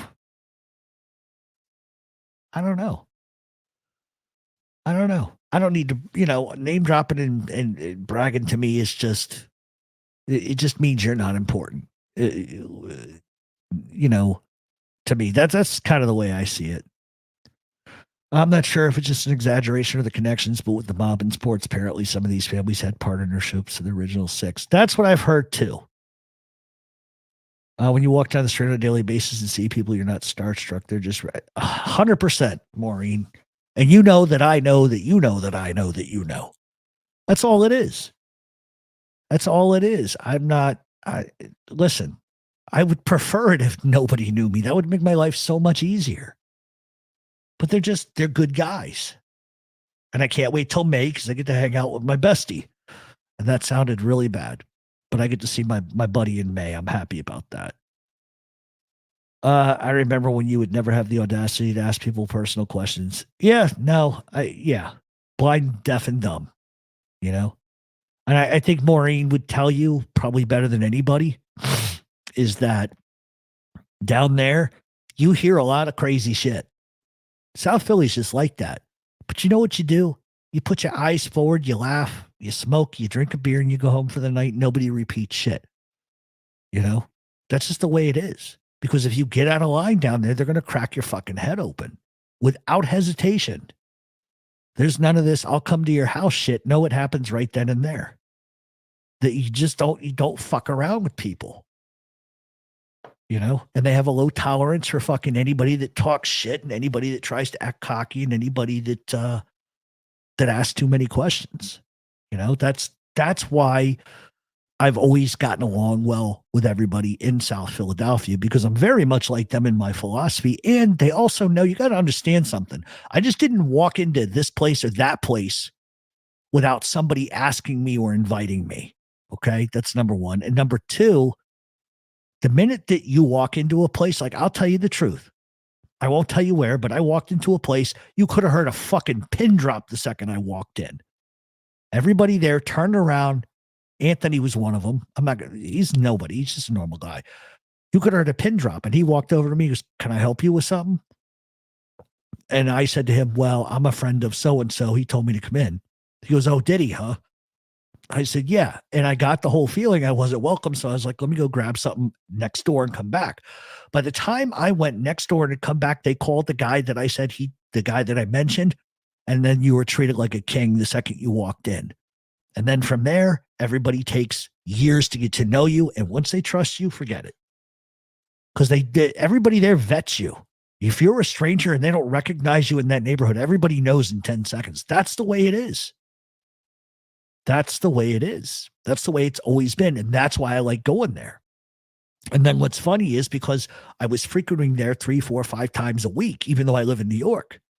When I wouldn't recognize somebody to come in, I become just like them down there. Who the fuck is this?